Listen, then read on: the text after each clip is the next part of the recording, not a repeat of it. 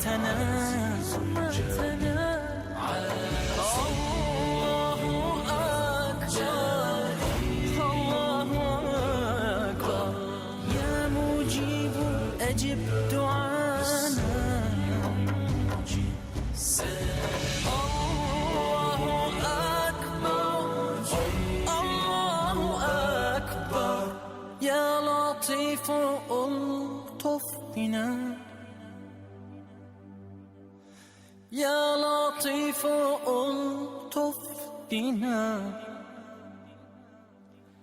يا لطيف ألطف بنا ألطف بنا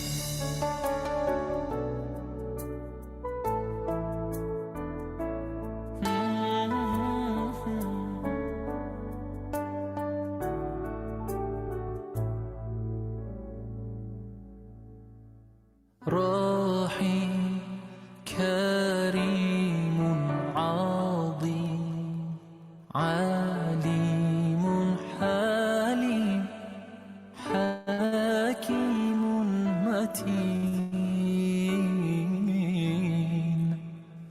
منان رحمن فتاح غفار تواب رزاق شهيد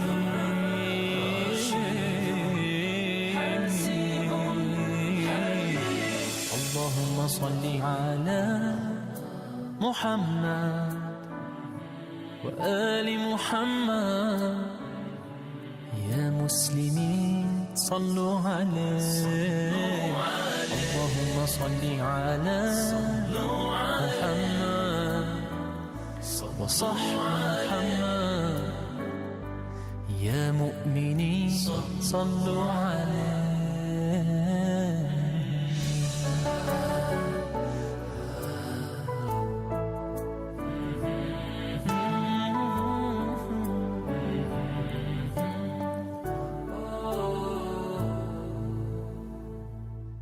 لطيف خبير سميع بصير جليل رقيب مجيب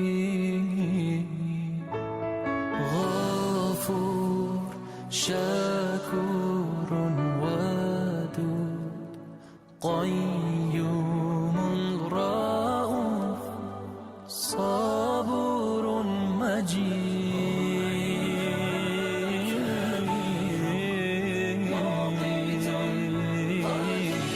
اللهم صل على محمد وآل محمد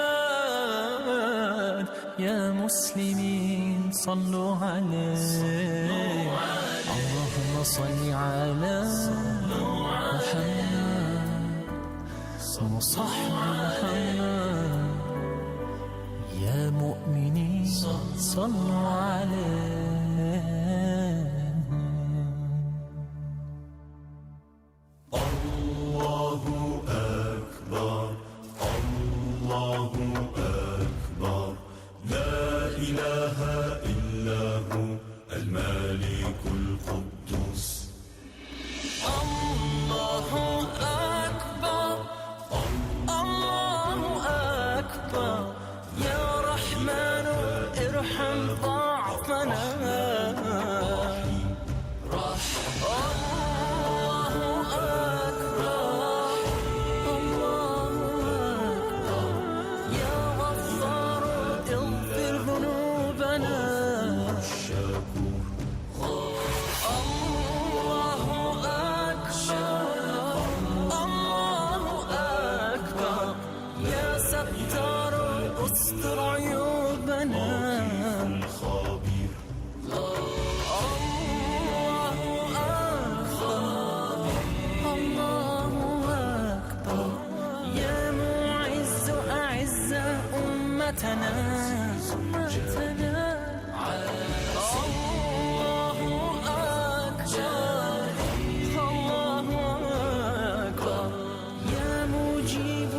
أجب دعانا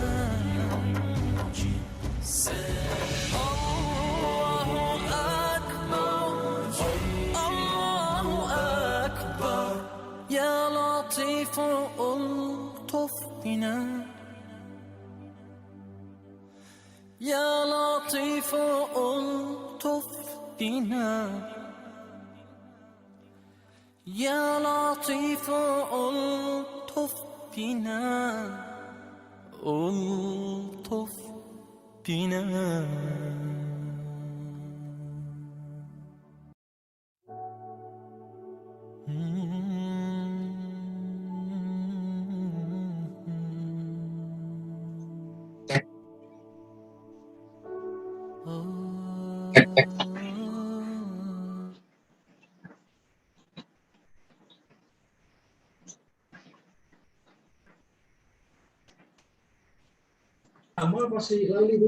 Mas Rama, Ya, Mas sebentar.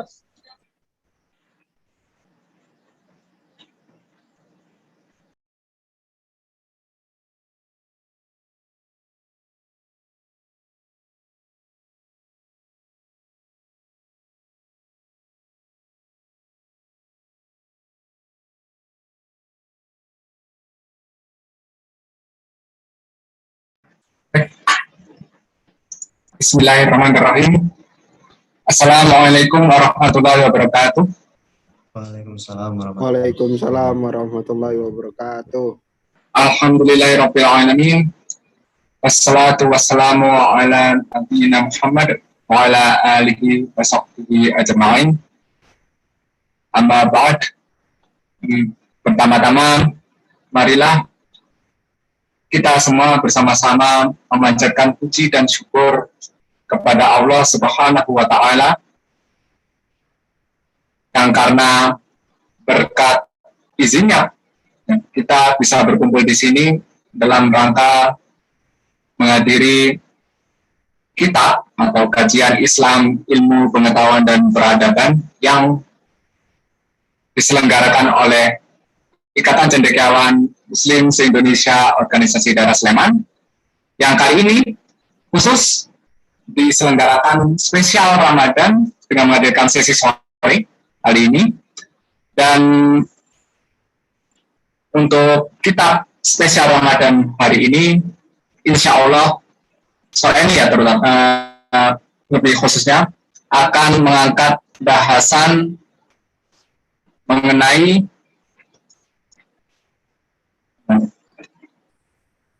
naik turun ilmu pengetahuan di tengah umat Islam ya secara umum untuk hari ini, dan secara khususnya adalah tentang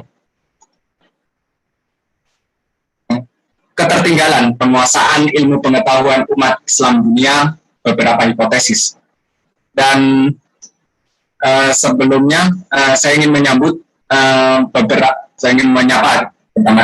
beberapa pembicara yang telah hadir di sore hari ini. Sebagai pembicara yang pertama adalah beliau Ibu Diah Titis Kusuma Wardani, MID PhD. Assalamualaikum warahmatullahi wabarakatuh. Waalaikumsalam warahmatullahi wabarakatuh. Oke.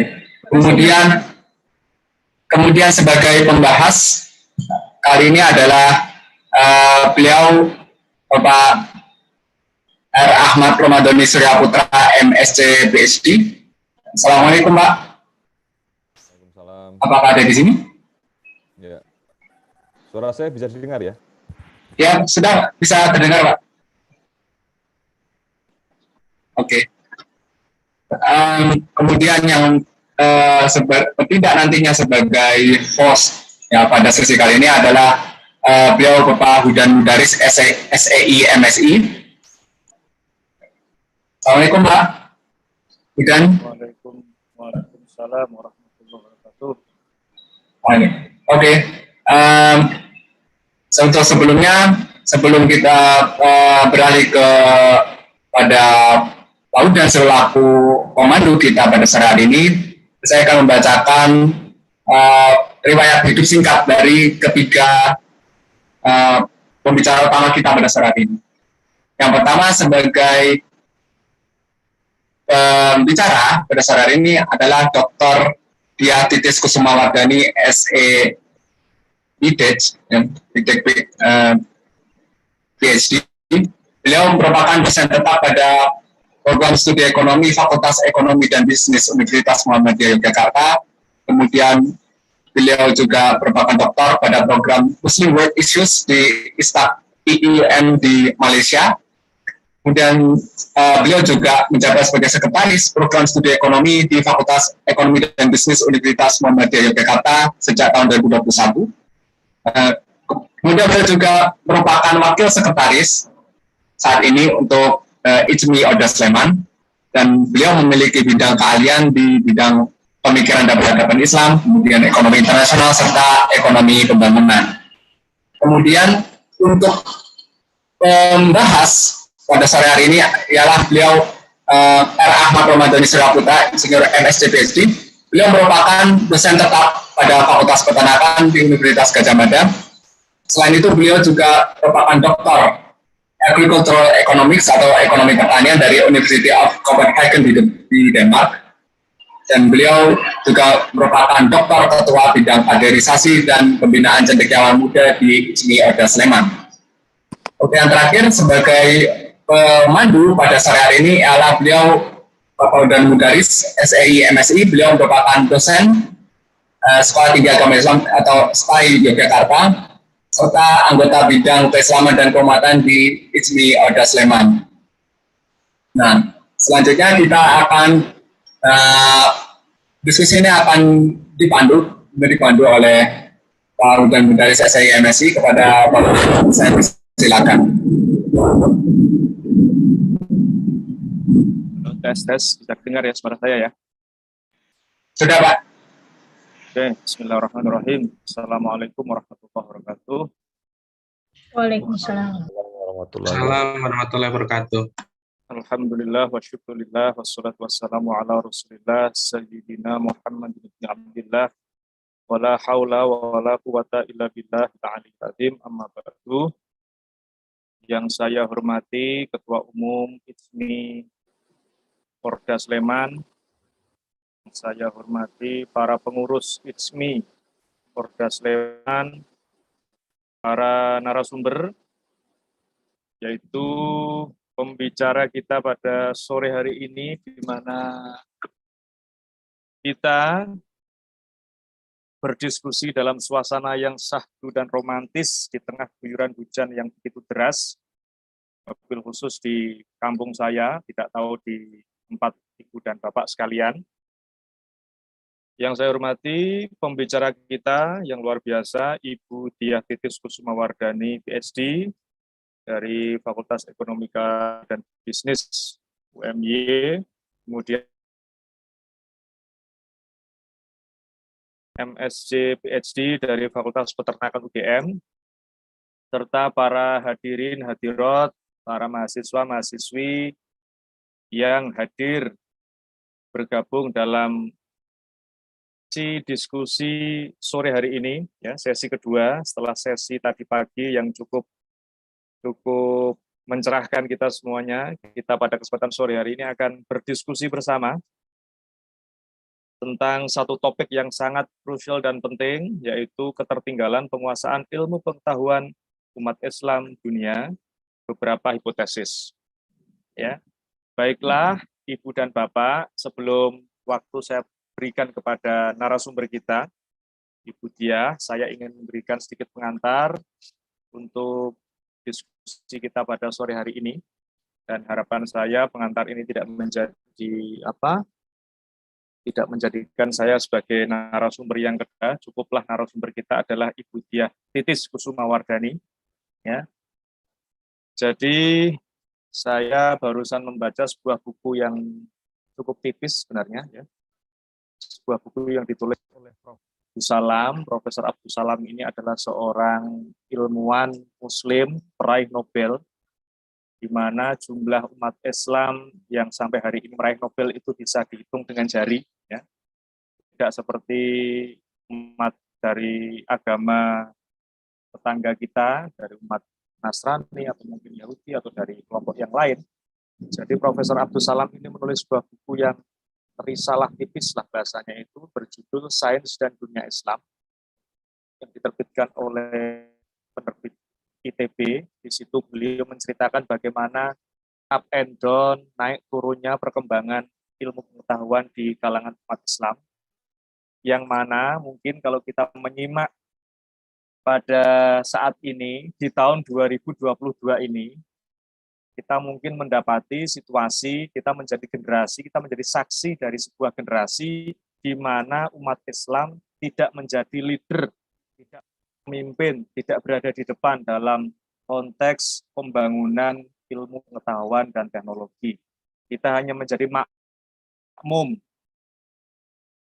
kita menjadi pengekor dari sebuah proyek-proyek peradaban yang cukup dinamis ini. Sakjane, ya kan, sebenarnya umat Islam juga pernah berjaya dalam proses pengembangan ilmu pengetahuan dan teknologi. Itu dibuktikan dengan banyaknya ilmuwan-ilmuwan yang lahir dari kalangan umat Islam. Ada Al-Khwarizmi, ada Al-Biruni, ada Al-Haytami, Ibnu Sina, Averroes, bla bla bla bla bla bla, cukup banyak sekali. Ya, yang mana itu dilakukan, yang mana itu terjadi ketika umat Islam membuka diri dan melakukan penerjemahan besar-besaran ilmu pengetahuan Barat ke dalam bahasa Arab, sehingga itu bisa diakses oleh umat Islam secara mayoritas. Kemudian juga disebutkan di dalam bukunya Prof. Salam ini, komitmen dari penguasa, dari negara, itu juga sangat penting dengan berdirinya Baitul Hikmah, yang itu memberikan dukungan supporting yang besar terhadap para ilmuwan yang melakukan riset, ya, hikmah kepada ilmu pengetahuan. Bahkan dalam konon, dalam diceritakan bahwa seorang ilmuwan ketika dia bisa menulis buku seberat 1 kilo, maka akan mendapatkan hadiah buku dari penguasa saat itu Abbasiyah, itu juga emas seberat 1 kilo, dan lain-lain dan lain-lain. Fasilitas-fasilitas prestisius juga didapatkan oleh ilmuwan-ilmuwan yang cukup produktif berkarya pada masa itu. Tetapi entah kenapa, apa sebabnya, pada saat ini ya kita saksikan kehidupan umat Islam itu adalah kehidupan yang ya, cukup mengenaskan. Dunia-dunia Arab itu dipecah belah dan kita tidak bisa berbuat apa-apa. Ya, Barat dengan semena-mena, dengan tengahnya, dengan kekuatan ilmu pengetahuan, teknologi, persenjataan, ini itu mampu menjadikan negara Islam itu menjadi kerdil dan ya sangat tidak diperhitungkan dalam percaturan kehidupan internasional. Nah, pada kesempatan yang baik ini, ya, di bulan Ramadan ini kita akan mendiskusikan itu bersama-sama, ya, dengan narasumber kita, Ibu Diah Titis, yang tadi sudah diperkenalkan oleh MC, ya. Kemudian nanti akan dibahas oleh Bapak Ahmad Romadhoni, ya. Saya persilahkan kepada Ibu Diah Titis Kusuma untuk menyampaikan presentasinya dalam waktu ya 25 menit, ya, atau maksimal 30 menit. Setelah itu dilanjutkan oleh Pak Ahmad Romadhoni sebagai pembahas. Kepada Ibu Diah Titis, waktu dan tempat saya aturkan. Terima kasih Pak Budan atas pengantarnya. Alhamdulillah, saya izin share screen ya.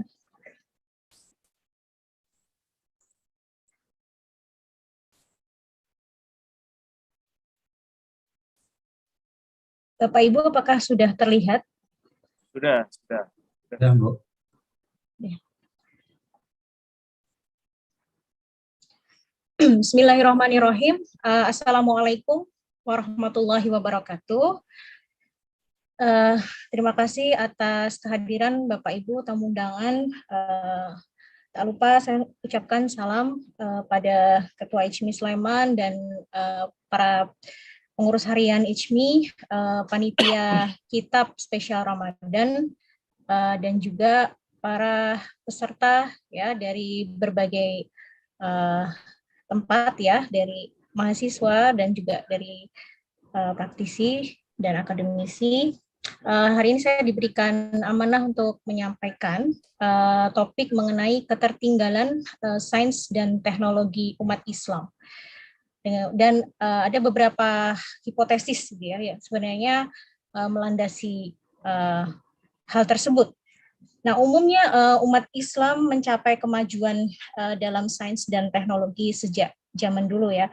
Dan hal ini dibuktikan dengan sumbangan-sumbangan hebat para sarjana Islam seperti Al-Khawarizmi, kemudian Al-Kindi, Ibnu Sina, Ibnu Haytham, dan lain sebagainya yang masih banyak lagi. Nah, walau bagaimanapun ya, kegemilangan ini mengalami zaman kemunduran atau kemerosotan disebabkan oleh berbagai faktor tertentu. Dan hari ini kita akan bahas beberapa hipotesis mengenai hal tersebut. Nah, umat Islam tertinggal dan dalam sains dan teknologi. Umat Islam menghasilkan bagian yang sangat kecil dari output saintifik, sains dan teknologi dunia pada saat ini. Saya mengambil data ini dari UNESCO, US Data Center. Di sini saya melihat dari kontribusi OIC ya dalam hal ini sangat minim sekali ya dalam sumbangannya untuk output scientific science dan teknologi dunia. Dilihat dari grafik di sini, OIC menyumbang untuk area hijau ini sangat kecil ya dibandingkan dengan negara-negara dibanding dengan yang lain. Nah, kemudian dibandingkan dengan OIC sendiri itu siapa ya? OIC itu adalah organisasi kerjasama Islam ya. Sumbangsihnya itu sangat kecil di sisi lain ya. Kita melihat secara data jumlah peneliti per juta penduduk itu sangat besar ya, sehingga bisa disimpulkan bahwa secara sumber daya manusia besar, sedangkan kontribusi output scientific science teknologi pada saat ini ya yang disumbang oleh dunia Islam itu sangat minim. Nah, kemudian umat Islam jangan salah ya bahwa sebenarnya umat Islam itu pernah ya di garis depan ya. Umat Islam sendiri pernah berada di garis depan dalam penguasaan sains dan teknologi dunia. Bahkan output saintifik dunia Islam pada abad pertengahan atau medieval centuries, di mana saat itu perkembangan mereka yang sangat tinggi itu bahkan melampaui Barat dan Cina, ya, West and China. Ini disebutkan oleh Huff 2003 dalam bukunya The Rise of Early Modern Science, Islam, China, and the West, edisi kedua. Anda bisa baca bukunya. Ya. Kemudian, jangan salah juga bahwa umat Islam juga pernah, ya, dunia Islam pernah menyumbang banyak kontribusi-kontribusi melalui 1001 invention dia, ya, invention tamadun Islam, ya. Pernah ada peradaban yang terbesar di dunia, itu mampu menciptakan negara-negara yang superpower, yang membentang dari laut ke laut dan dari iklim utara ke daerah tropis dan gurun. Dalam dominasinya jutaan, ya, ratusan juta orang dari kepercayaan yang berbeda dan asal etnis, ya, peradaban ini didorong oleh lebih dari apapun, ya, dengan penemuan-penemuan. Peradaban yang kami bicarakan ini adalah dunia Islam, ya, dari tahun ke 1600, ya, abad 16, yang termasuk diantaranya adalah Kekaisaran Ottoman, ya, dan juga House of Wisdom di Baghdad, pengadilan di Baghdad, Damaskus, dan Kairo, dan juga penguasa yang sangat tercerahkan pada masa itu bernama Sulaiman Al-Qanuni, ya, Sulaiman the Magnificent, ya, yang diberi julukan Sulaiman the Magnificent oleh Fiorina 2001 dalam Ahsani 2012. Nah, berikut peta, ya, peta mengenai kontribusi yang cukup besar, ya, peradaban Muslim, ya, yang tadi ada di buku tadi 1001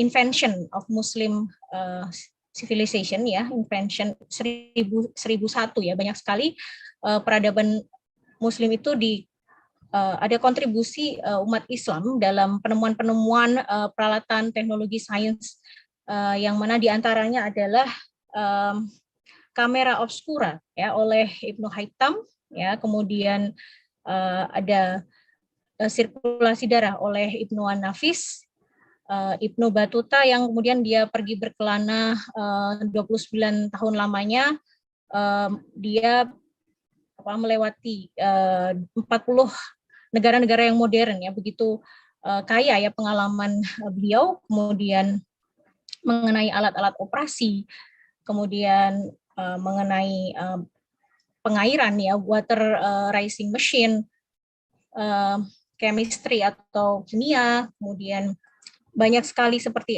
trigonometri, aljabar, penemuan kopi gitu ya, lalu arsitektur, kartografi, destilasi, dan juga tentang cleanliness ya, kebersihan. Jadi dunia Islam ini menemukan banyak sekali penemuan-penemuan ya, termasuk shampoo, bagaimana parfum dan lain sebagainya. Nah, berikut adalah timeline ya dari perkembangan peradaban Muslim ya tahun 632 sampai dengan 1796 ya.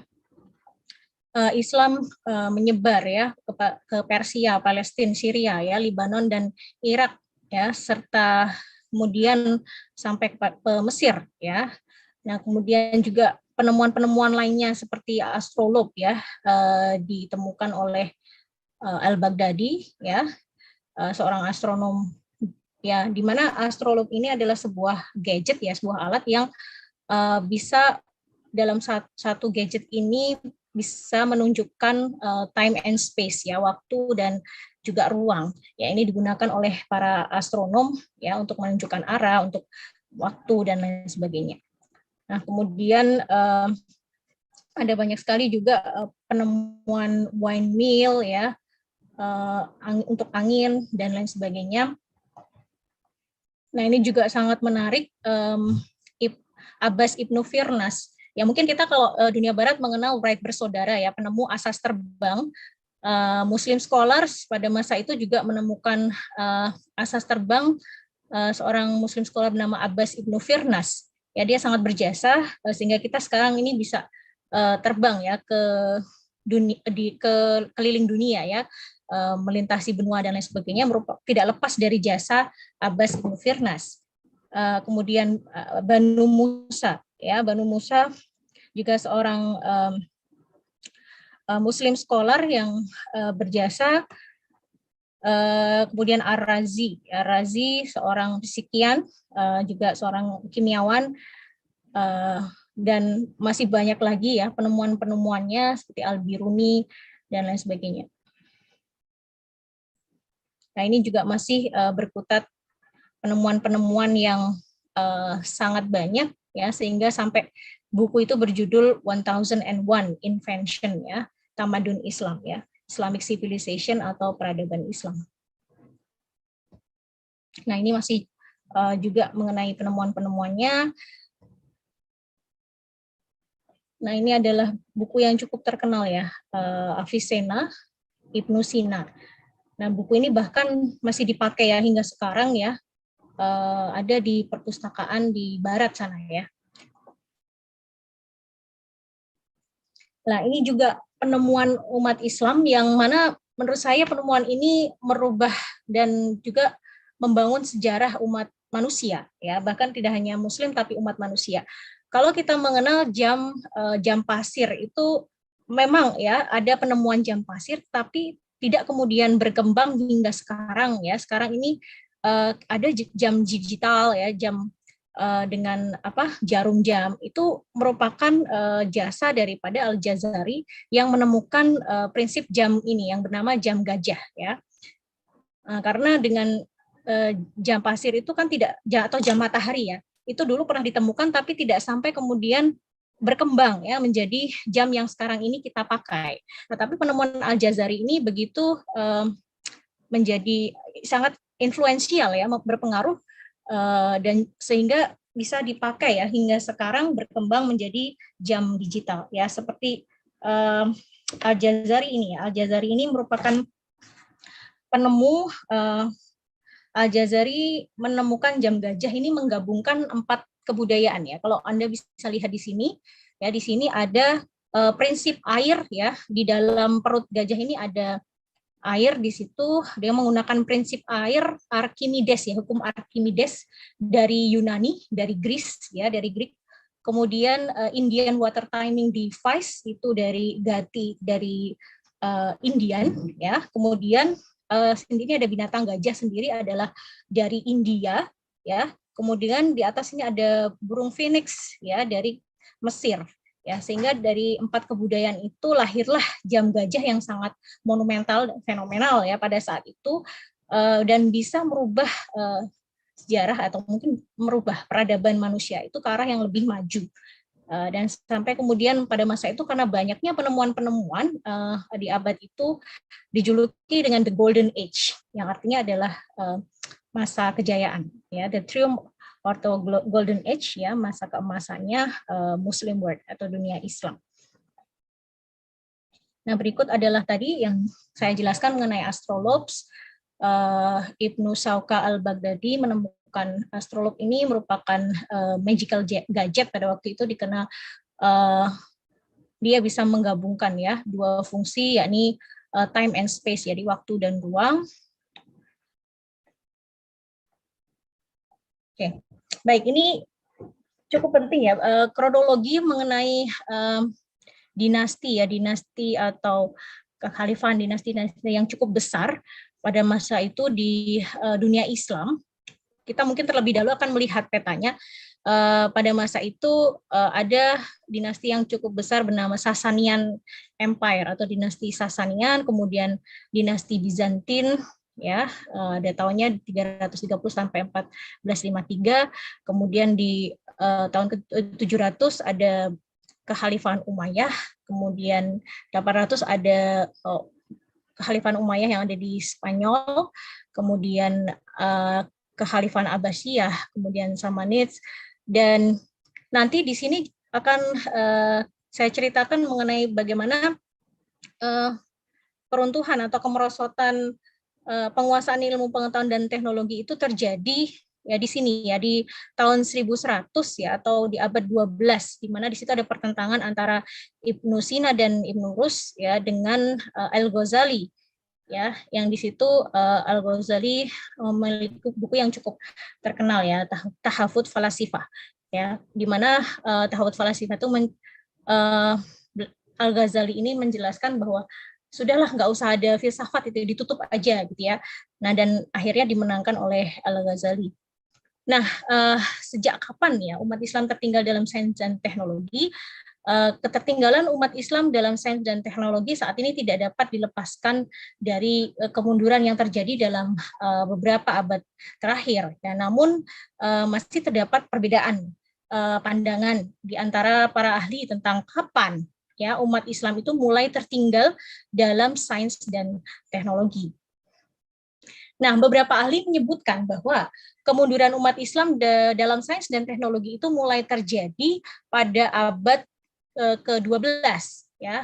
Di sini dikatakan oleh Makdisi 1973 dan Gibb 1982. Nah, dengan menggunakan 2 basis data yang berbeda ya, Chani ya. Chani bukan nama roti ya dari India, tapi ini Chani ya, Chani 2016 ya, menunjukkan terjadinya penurunan proporsi buku-buku ya tentang sains dan teknologi dibandingkan buku-buku tentang agama sejak abad 12 hingga abad ke-18. Nah, ini petanya ada di sini ya, mapnya. Oke, kemudian beberapa ahli yang lain juga menyebutkan ya, yaitu hipotesis yang kedua bahwa kemunduran tersebut mulai terjadi pada abad ke-13 ya, setelah umat Islam di bawah kepemimpinan Khalifah Al-Mu'tasim ditaklukkan oleh pasukan Mongol di tahun 1258. Nah, ada di sini. Kemudian yang terakhir, sementara ada juga hipotesis yang ketiga berpendapat bahwa kemunduran umat Islam mulai terjadi pada abad ke-16 ya, oleh Saliba, George Saliba 2070 2007, mereka berargumen bahwa setelah abad ke-12 dan 13, dunia Islam masih menghasilkan output saintifik dan tidak berhenti sebagaimana digambarkan oleh pendapat yang pertama dan kedua. Nah, terdapat beberapa hipotesis yang berbeda ya tentang mengapa umat Islam yang pernah berada di garis depan penguasaan sains dan teknologi itu mengalami kemunduran ya dan akhirnya tertinggal dalam sains dan teknologi. Ya, ini juga masih mengenai bukunya George Saliba dalam Islam Science and the Making of the European Renaissance. Nah, tadi saya menjelaskan mengenai hipotesis yang pertama tadi, mengatakan bahwa kemunduran umat Islam berawal dari dominannya kekuatan politik para ulama, ya, dan juga pergeseran perhatian yang ekstrim dari sains dan teknologi ke persoalan-persoalan agama, ya, oleh Makdisi 1973 dan Gibb 1982, ya, di bukunya Studies of the Civilization of Islam. Nah, kemudian hipotesis yang kedua tadi mengatakan ya bahwa kemunduran umat Islam berawal dari tadi penghancuran ya infrastruktur dan kelembagaan ya umat Islam oleh pasukan Mongol di bawah kepemimpinan Hulagu Khan. Nah, yang kemudian hipotesis ketiga di mana hipotesis ketiga ini menolak hipotesis dua hipotesis di atas ya. George Saliba 2007 mengatakan ya bahwa kemunduran umat Islam berawal dari perkembangan eksternal berupa kemajuan sains dan teknologi di barat pada abad ke-16 ya sampai dengan ke-18 umat Islam mulai terjebak ya dalam ketergantungan impor ya output saintifik dari barat. Jadi ada ketergantungan. Dan ketergantungan ini kemudian menjadi semakin parah ya seiring dengan kolonialisme barat di dunia Islam. Nah, jadi tadi ada 3 hipotesis yang mungkin hasil dari analisis dari beberapa referensi yang sudah saya kaji. Nah, ini adalah referensi yang saya bisa sampaikan mengenai apa yang sudah tadi saya kupas, beberapa referensi mengenai ketertinggalan pemerosotan ya, penguasaan ilmu dan teknologi ya oleh umat Islam. Umat Islam ya saat ini ada Haf, kemudian George Saliba, Hasani, kemudian Gibb dan Dalal. Nah, mungkin itu saja ya dari saya, Pak Hudan. Mungkin bisa dilanjutkan ke Pak Doni ya sebagai penanggap. Silakan. Baik, terima kasih Bu Diah Titis atas presentasinya yang luar biasa. Jadi kita bisa menyaksikan para hadirin apa yang sudah disampaikan oleh narasumber kita tadi menyatakan bahwa jangan pernah berkecil hati dan jangan pernah minder.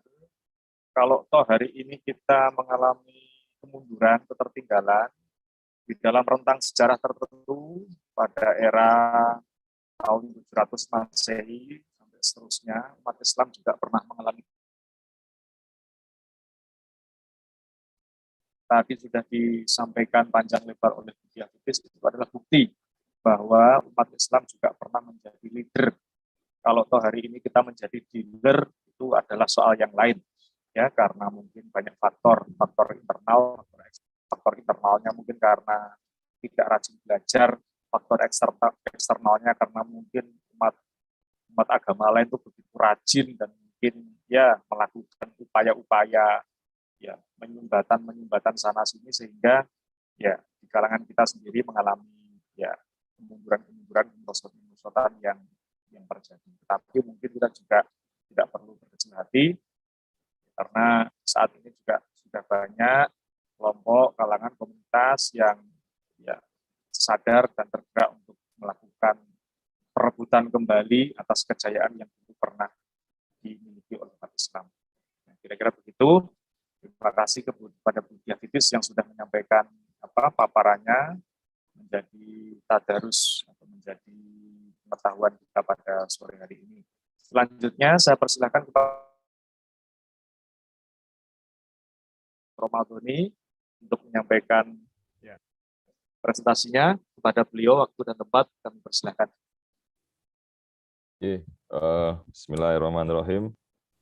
Assalamualaikum warahmatullahi wabarakatuh. Suara saya semoga bisa didengar dengan baik. Mohon maaf karena ini agak mendung di lokasi saya, sehingga mungkin ya kita berdoa dalam beberapa waktu ke depan sinyalnya stabil, kira-kira seperti itu. Amin. Pertama-tama terima kasih, perlu kami sampaikan juga kepada Ijmi Sleman nih, Mas Akbar atau Pak Akbar yang konsisten dan istiqomah untuk menyelenggarakan kegiatan ini sudah sekian bulan, dan ini di bulan Ramadan bahkan sudah disetting 2 kali dalam 1 hari, di hari Sabtu, dan insya Allah kita bisa mengambil manfaatnya dari segala sesuatunya yang diselenggarakan acara kita ini.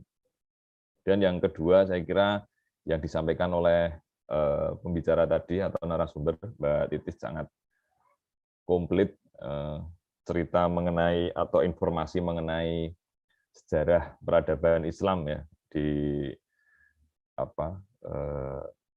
sejak tahun 700-an lah kira-kira seperti itu, atau mungkin ya sejak tahun 500-an kalau kita memulai dari kenabian atau memulai dari Nabi Muhammad lahir, yang terbentang sekian ratus tahun atau sekian abad sampai kurang lebih ya, kalau kita bicaranya Kaisaran Ottoman dari tahun 1900-an, tetapi kalau mungkin kita bicaranya adalah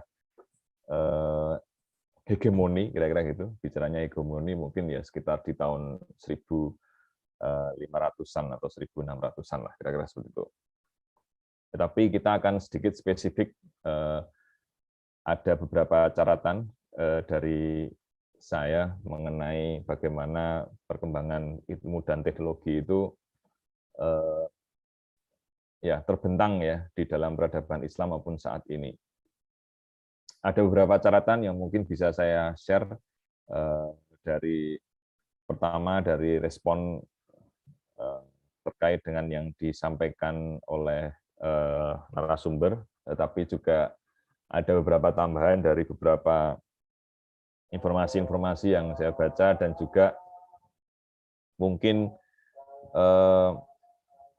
sisa-sisa ingatan ketika dulu kita pada saat mahasiswa juga mendiskusikan hal-hal terkait topik yang sama.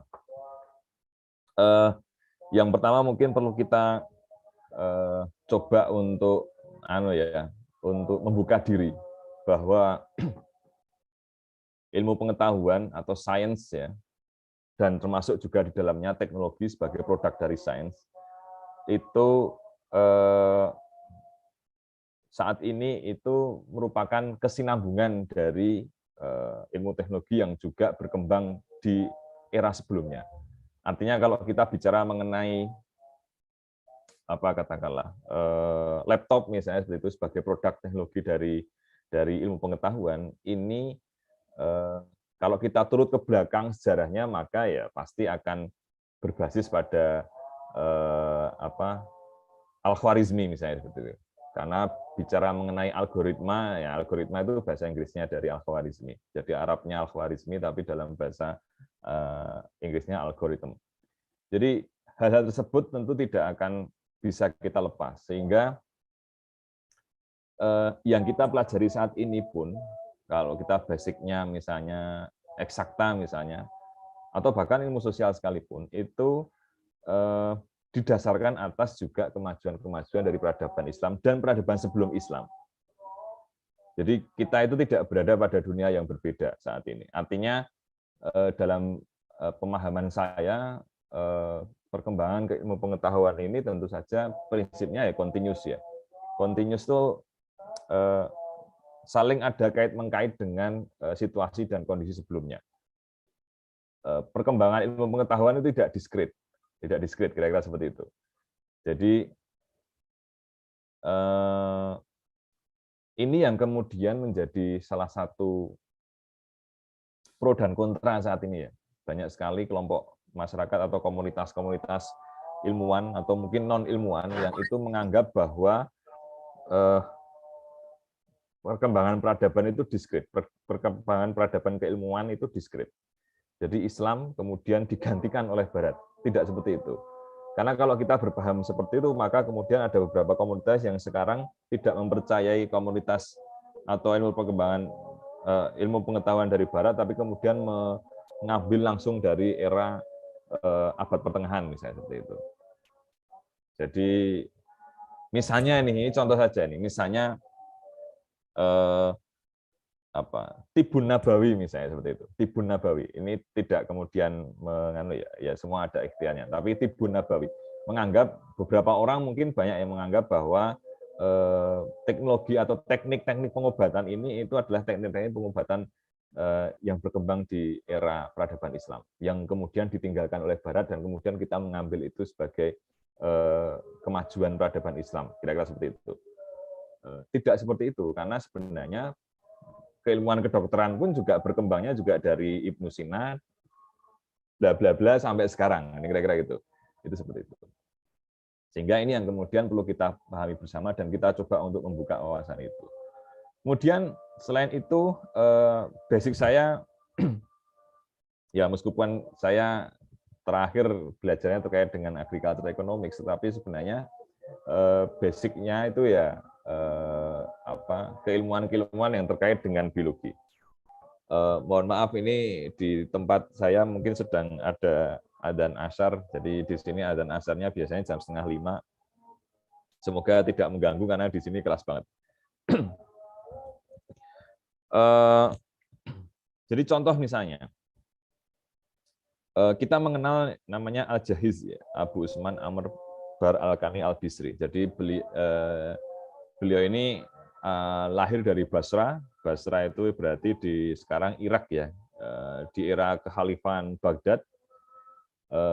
Ini seorang penganut Mu'tazilah. Jadi kalau kita bicara tentang sejarah peradaban Islam, ya tentu saja kita akan belajar juga terkait dengan adanya paham Mu'tazilah dan sebagainya. Beliau menulis sebuah kitab Al-Hayawan yang di sana ternyata dia sudah menuliskan kurang lebih 350 spesies, ya. 350 spesies yang dia tuliskan, termasuk terkait dengan proses adaptasinya, terkait dengan psikologi hewan kalau dalam bahasa kita ya animal behavior. Kemudian ada cerita mengenai kuman dan sebagainya, dan juga yang paling penting adalah bagaimana dia menekankan adanya pengaruh lingkungan terhadap hewan tersebut atau terhadap binatang. Itu beliau menuliskan itu kurang lebih ada sekitar 350 spesies. Beliau ada di saya lupa tadi. Kira-kira di 900-an, ya, 900-an Masehi, hidup di era itu. Yang kemudian kita harus mengakui bahwa ini seorang ilmuwan Muslim, ya, ilmuwan Islam yang kontribusinya itu sangat besar dalam teori evolusi, kira-kira gitu.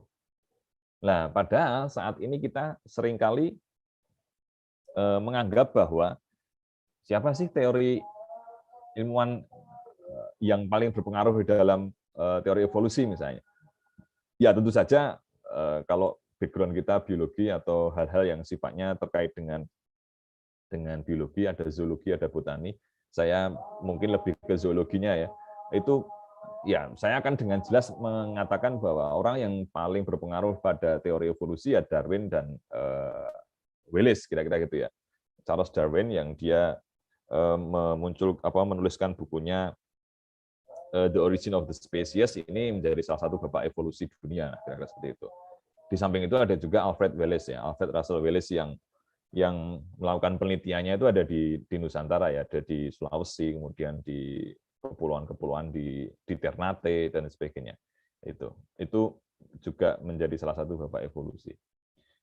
Yang tentu saja kita tidak tahu ini sebenarnya. Kita tidak tahu apakah mereka berdua itu membaca buku Al-Hayawan atau tidak. Kira-kira seperti itu. Kira-kira seperti itu.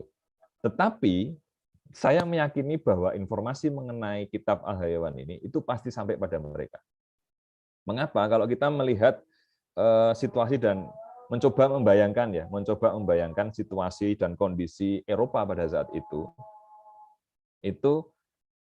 ya ada interkoneksi ya, ada komunikasi atau saling keterhubungan antara satu ilmuwan dengan ilmuwan yang lain.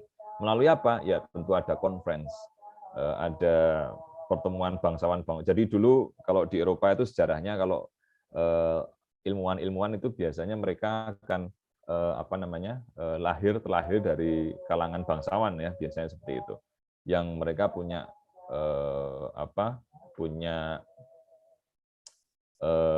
grup kelompok tersendiri yang setiap waktu mengadakan conference, saling informasi, saling bertukar informasi dan sebagainya.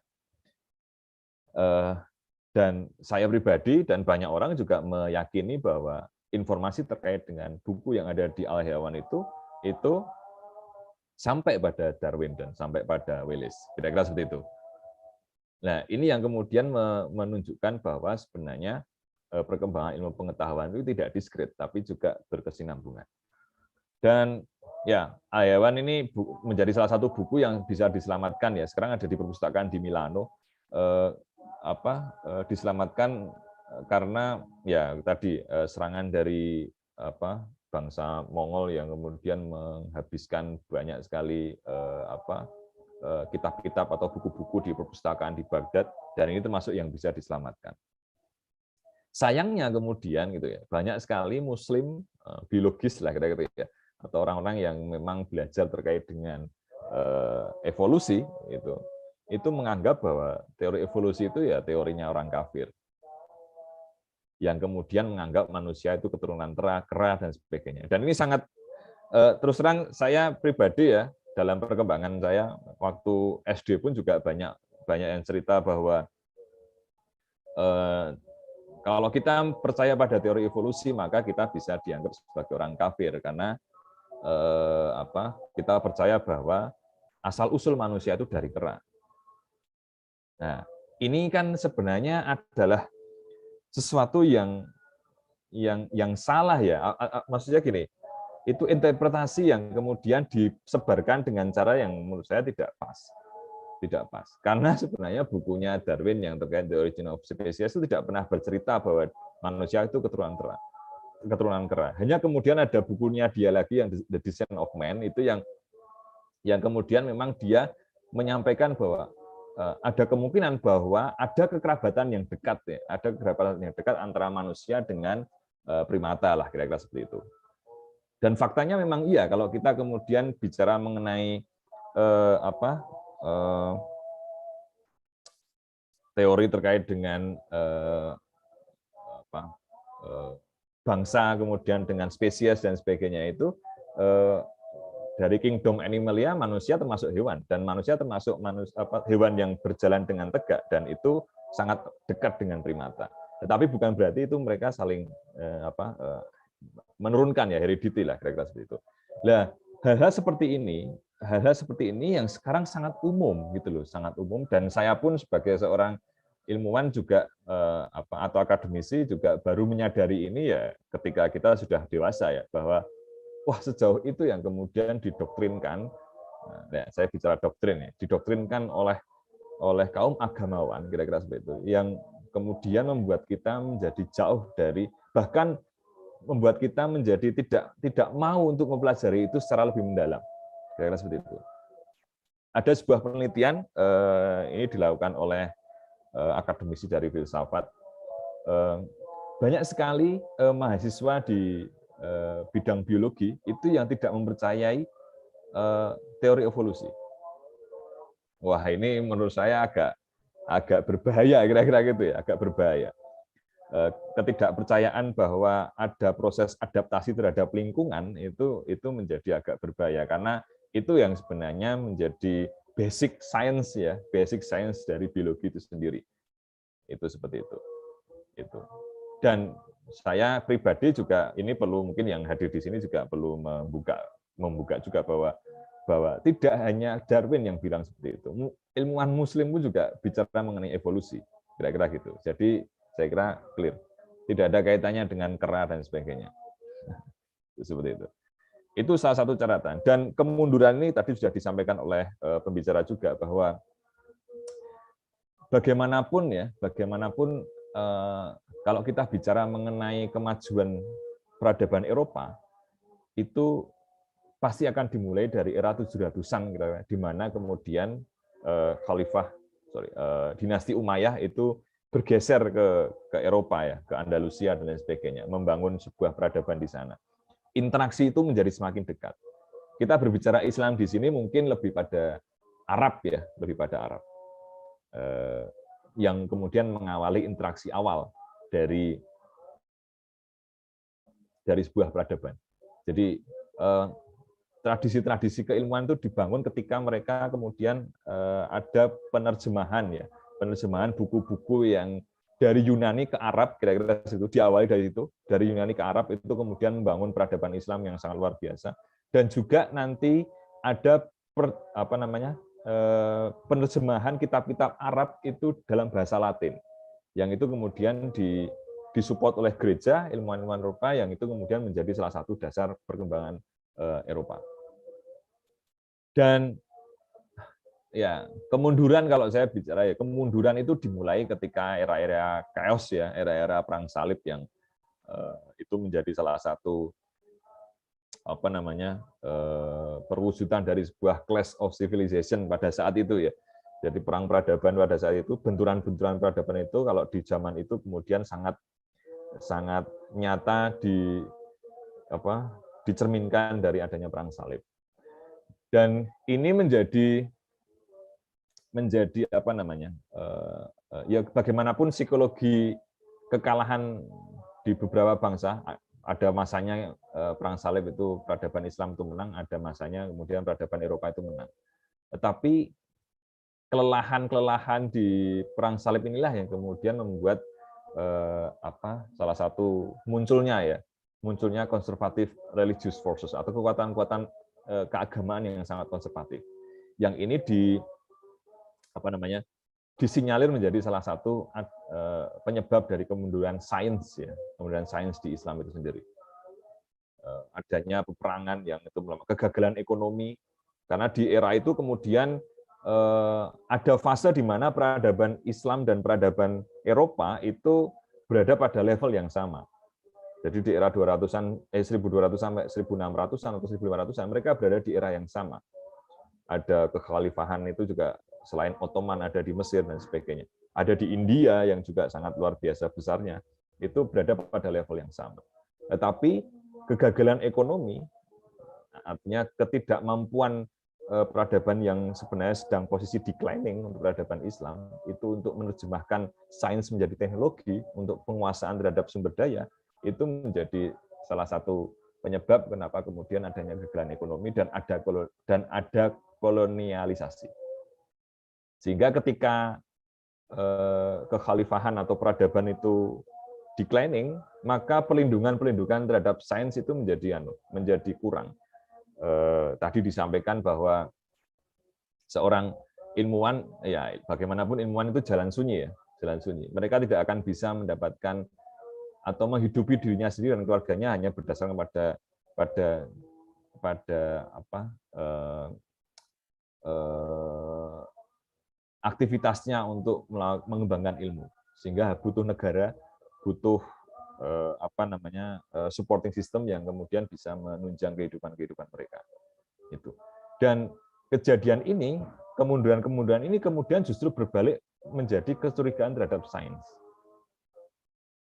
Jadi ini yang kemudian menjadi pemicu lah sampai saat ini kenapa kemudian Islam menjadi sulit untuk atau bangsa-bangsa yang beragama Islam itu sulit untuk maju karena masih ada kecurigaan terhadap sains. Bahwa sains itu yang dikembangkan saat ini itu tidak sesuai dengan dogma atau tidak sesuai dengan doktrin tauhid misalnya, tidak sesuai dengan doktrin agama. Hal-hal ini yang kemudian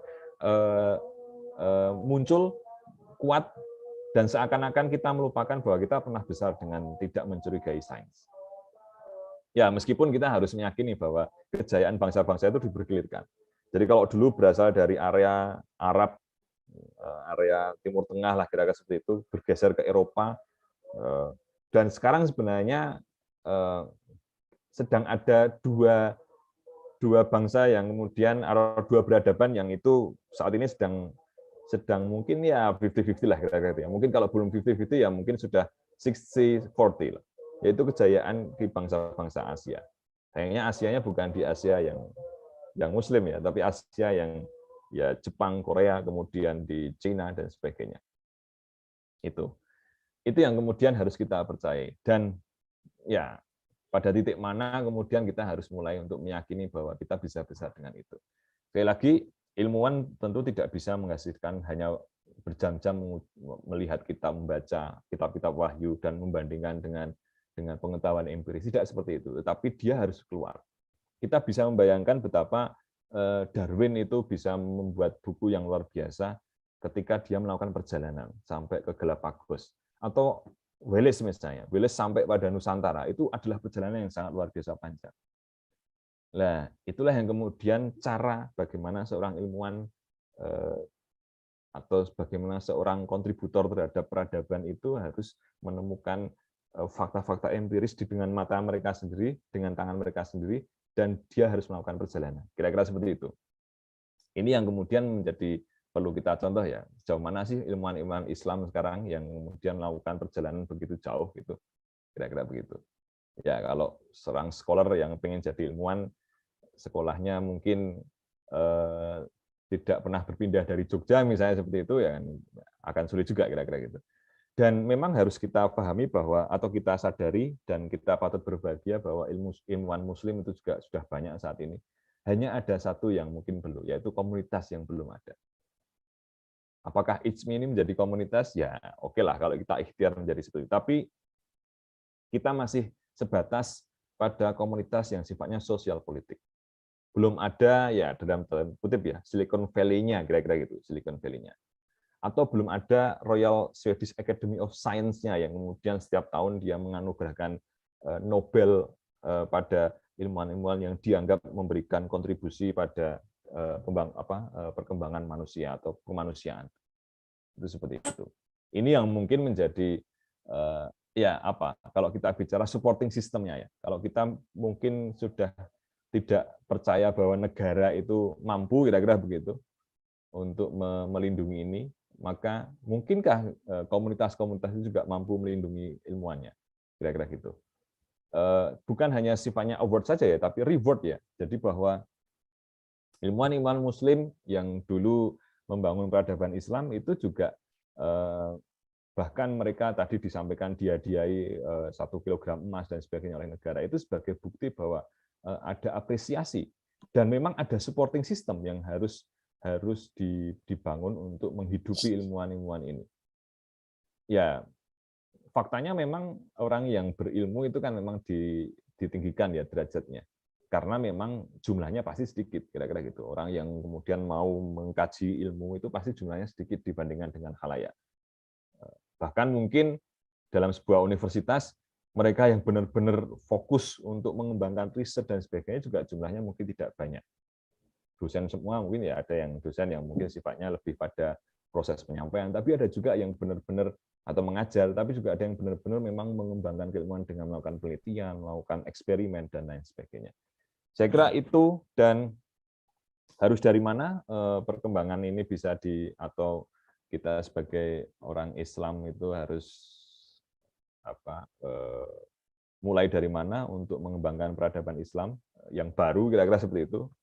Ya, tentu saja harus mulai dari ketika kita mampu untuk membuka mind ya, membuka pikiran ya untuk belajar, dan juga menyadari bahwa memang ilmu yang kita pelajari saat ini pun ya bukan suatu hal yang kemudian harus dianggap sebagai ilmunya orang kafir, kira-kira gitu. Tetapi ini adalah sebuah perkembangan dari dasar-dasar yang dulu juga ditetapkan atau disetting oleh peradaban Islam. Saya kira itu, terima kasih. Oke, terima kasih kepada Pak Ahmad Romaldoni yang sudah menyampaikan catatan atas presentasi narasumber pada kesempatan sore hari ini. Tadi disampaikan bahwa kejayaan atau kemajuan atau kehebatan itu sifatnya bergilir ya. Kalau hari ini orang Barat itu yang jaya, sebelumnya orang Timur atau orang Islam juga pernah jaya. Selanjutnya mungkin nanti 10, 50 atau 100 tahun lagi bisa jadi umat Islam akan mengambil peran untuk mendapatkan kejayaan kembali. Tapi kita harus ingat bahwa Allah Subhanahu wa taala itu menurunkan sebuah surat. Di surat pertama Al-Qur'an itu kan surat Al-Fatihah. Itu yang oleh sebagian ulama itu dikatakan bahwa Allah sedang berpesan kepada umat muslim khususnya itu untuk memiliki karakter ya Al-Fatihah itu kan pembuka. Ya, jadi intinya di situ dipesankan bahwa umat Islam harus memiliki karakter open mind.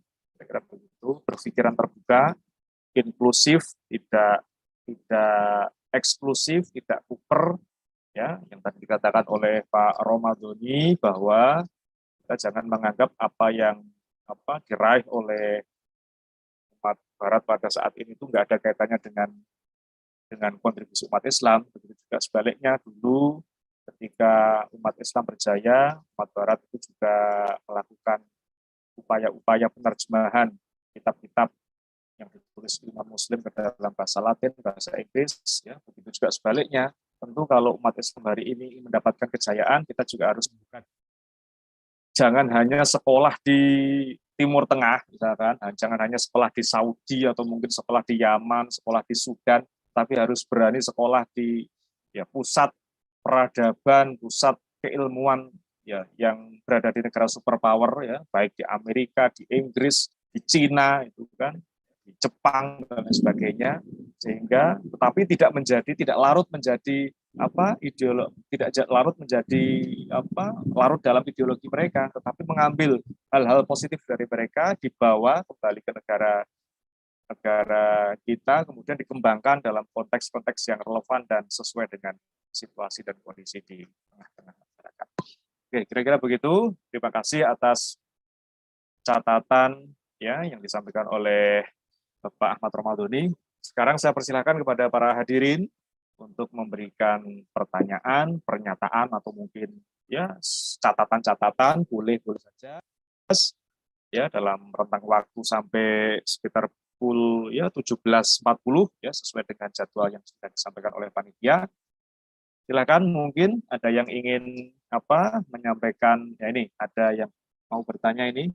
Saya persilakan kepada Fitra Prasapa Widyapurna ya untuk menyampaikan pertanyaan atau pernyataannya secara langsung kepada para narasumber dan para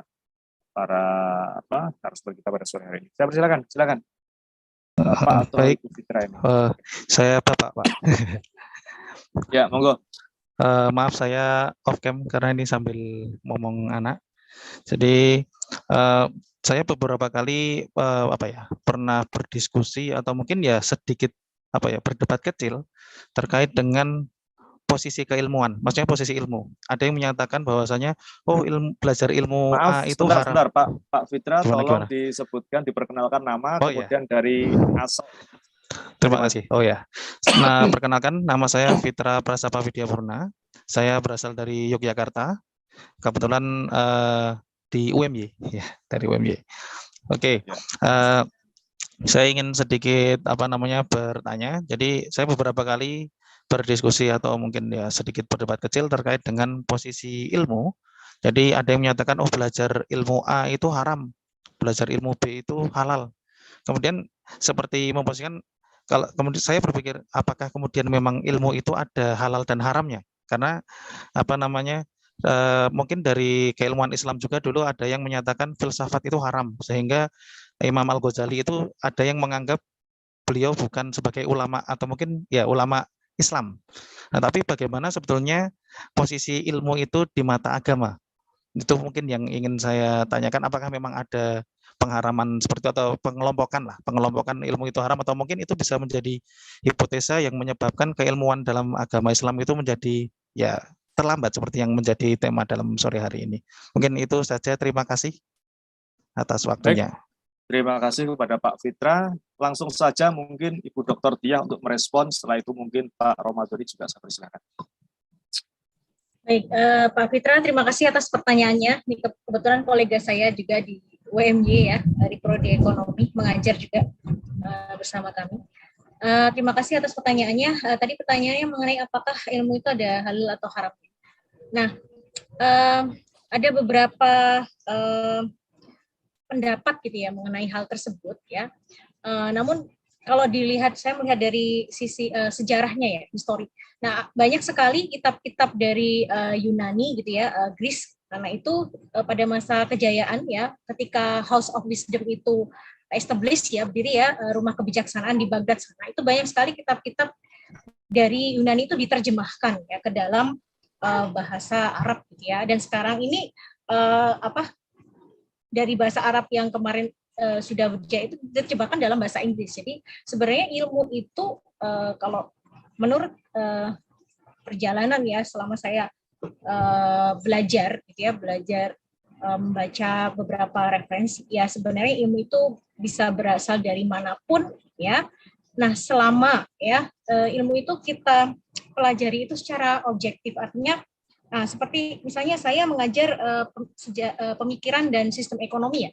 Misalnya saya juga belajar mengenai Das Kapital ya. Di mana Das Kapital itu kan ilmunya dari Karl Marx, yang mana itu lebih ke sosialis, komunis, ateis. Tapi bagaimana saya mengajarkannya itu lebih secara bahwa ini adalah ilmu pengetahuan gitu ya. Jadi tidak ada kaitannya misalnya itu halal atau haram, lebih kepada menyampaikannya itu secara objektif.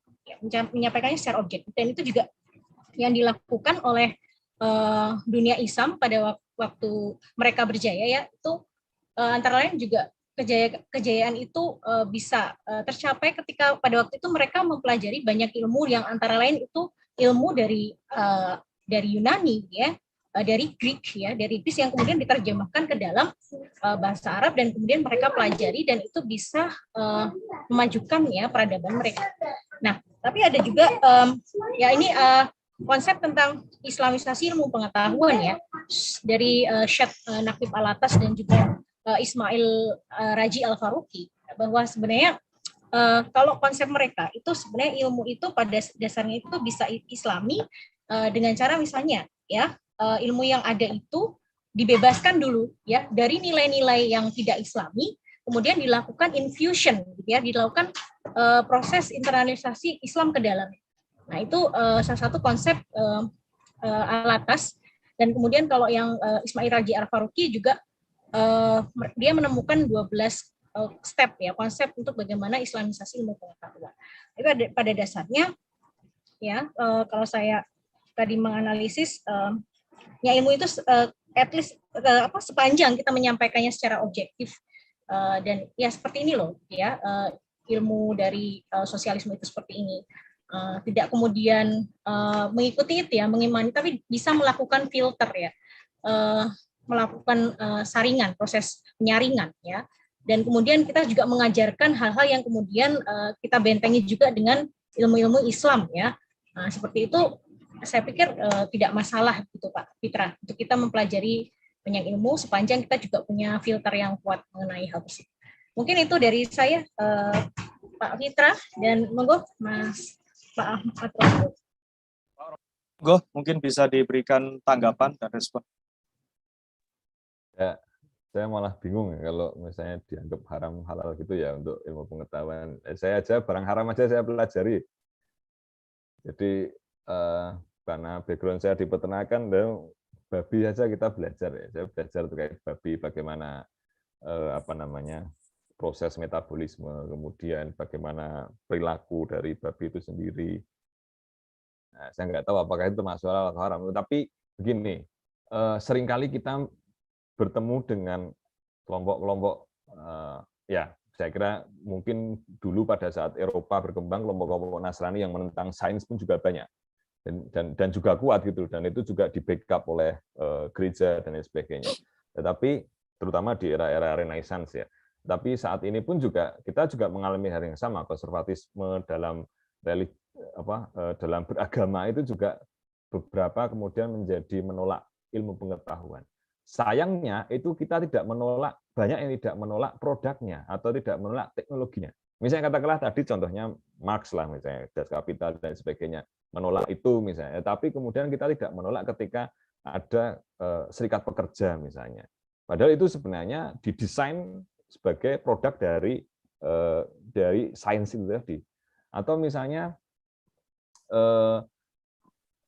ini kebetulan saya cerita ya, ada seorang kawan dulu waktu kuliah dia tidak mau ikut secara ya dia ikut di praktikum untuk budidaya babi, dia ikut dalam perkuliahan tapi dia nggak mau touch langsung, tidak mau bersentuhan langsung karena dia menganggap itu najis dan itu barang haram. Saya bertemu dengan menghadapi itu sendiri. Ya nggak masalah, tapi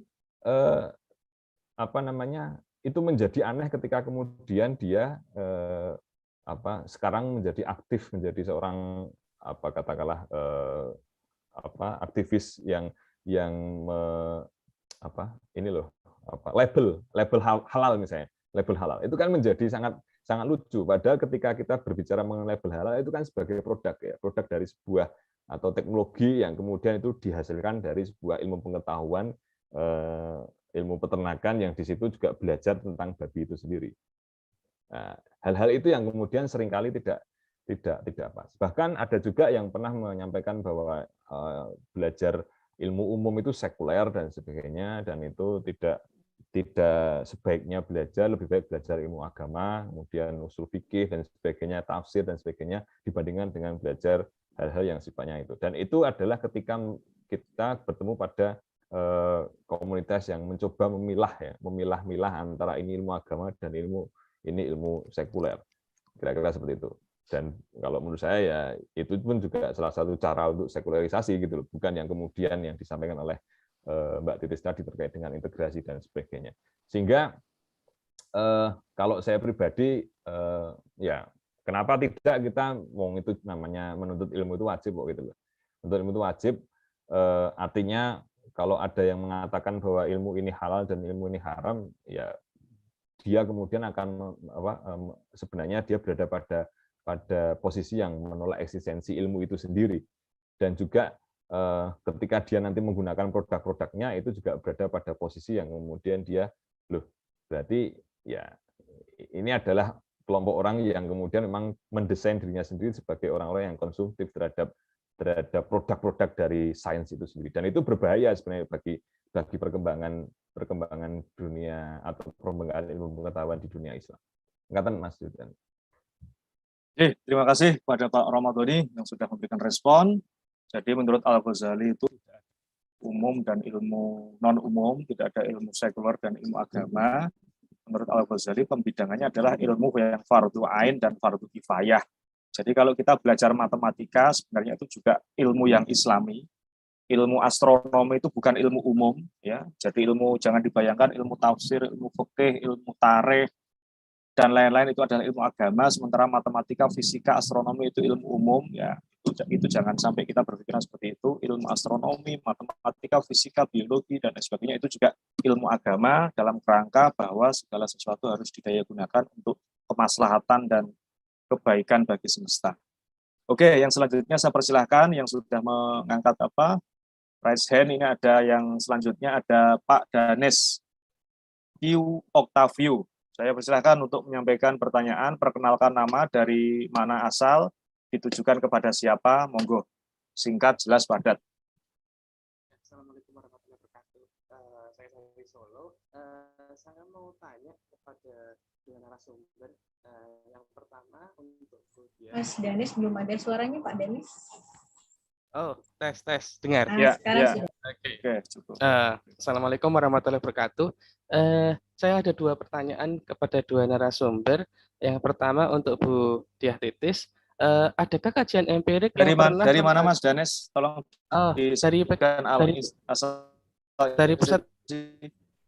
dari pusat kajian ekonomi KBC Syariah FEB UGM. Mas Danes juga dosen Undip ya, Mas Danes ya? Ya, baru aja.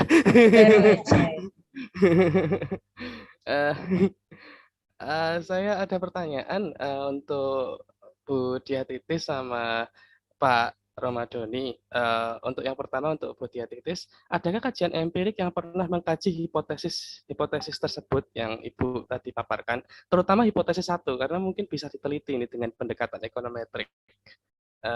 Terus yang kedua, untuk Pak Romadhoni, dalam teori evolusi manusia, dalam teori evolusi, ini apa namanya, interpretasi saya, benar apa enggak? Dalam teori evolusi, manusia bukan berasal dari kera, kan?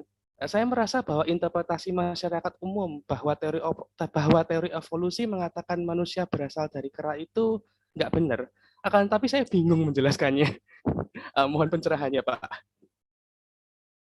Terima kasih. Ya, terima kasih kepada Pak Danis atas pertanyaannya. Sekarang saya balik untuk menjawab pertanyaan. Saya persilakan kepada Bapak Romadhoni terlebih dahulu, kemudian dilanjut oleh Bu Diah. Silakan Pak Romadhoni. Pak Doni dulu ya kayaknya. Yang monggo Pak Doni.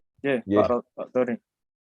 Kalau terkait dengan bagaimana menguji hipotesis, yang pertama nanti Mbak Titi saja yang menjawab. Soalnya tadi udah ada embel-embelnya ekonometrik, jadi ya lebih cocok kalau dijawab ekonom lah, kira-kira seperti itu ya. Tapi saya cuma ingin menyampaikan saja bahwa bayangan saya yang namanya sejarah itu kan multi perspektif ya, multi perspektif. Jadi kalau kita berbicara, pertanyaannya adalah mengapa sih ada kemunduran dalam peradaban Islam kemudian tergantikan oleh peradaban Barat? Bisa jadi tidak hanya 3 hipotesis, tapi banyak sekali hipotesis karena itu terkait dengan perkembangan sejarah dan perkembangan peradaban.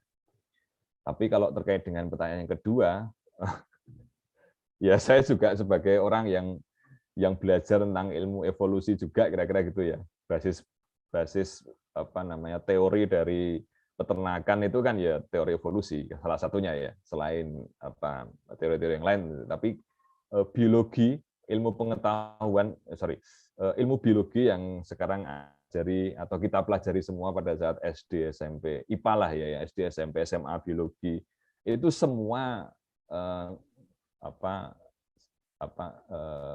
mendasarkan juga pada teori-teori evolusi, perkembangan evolusi.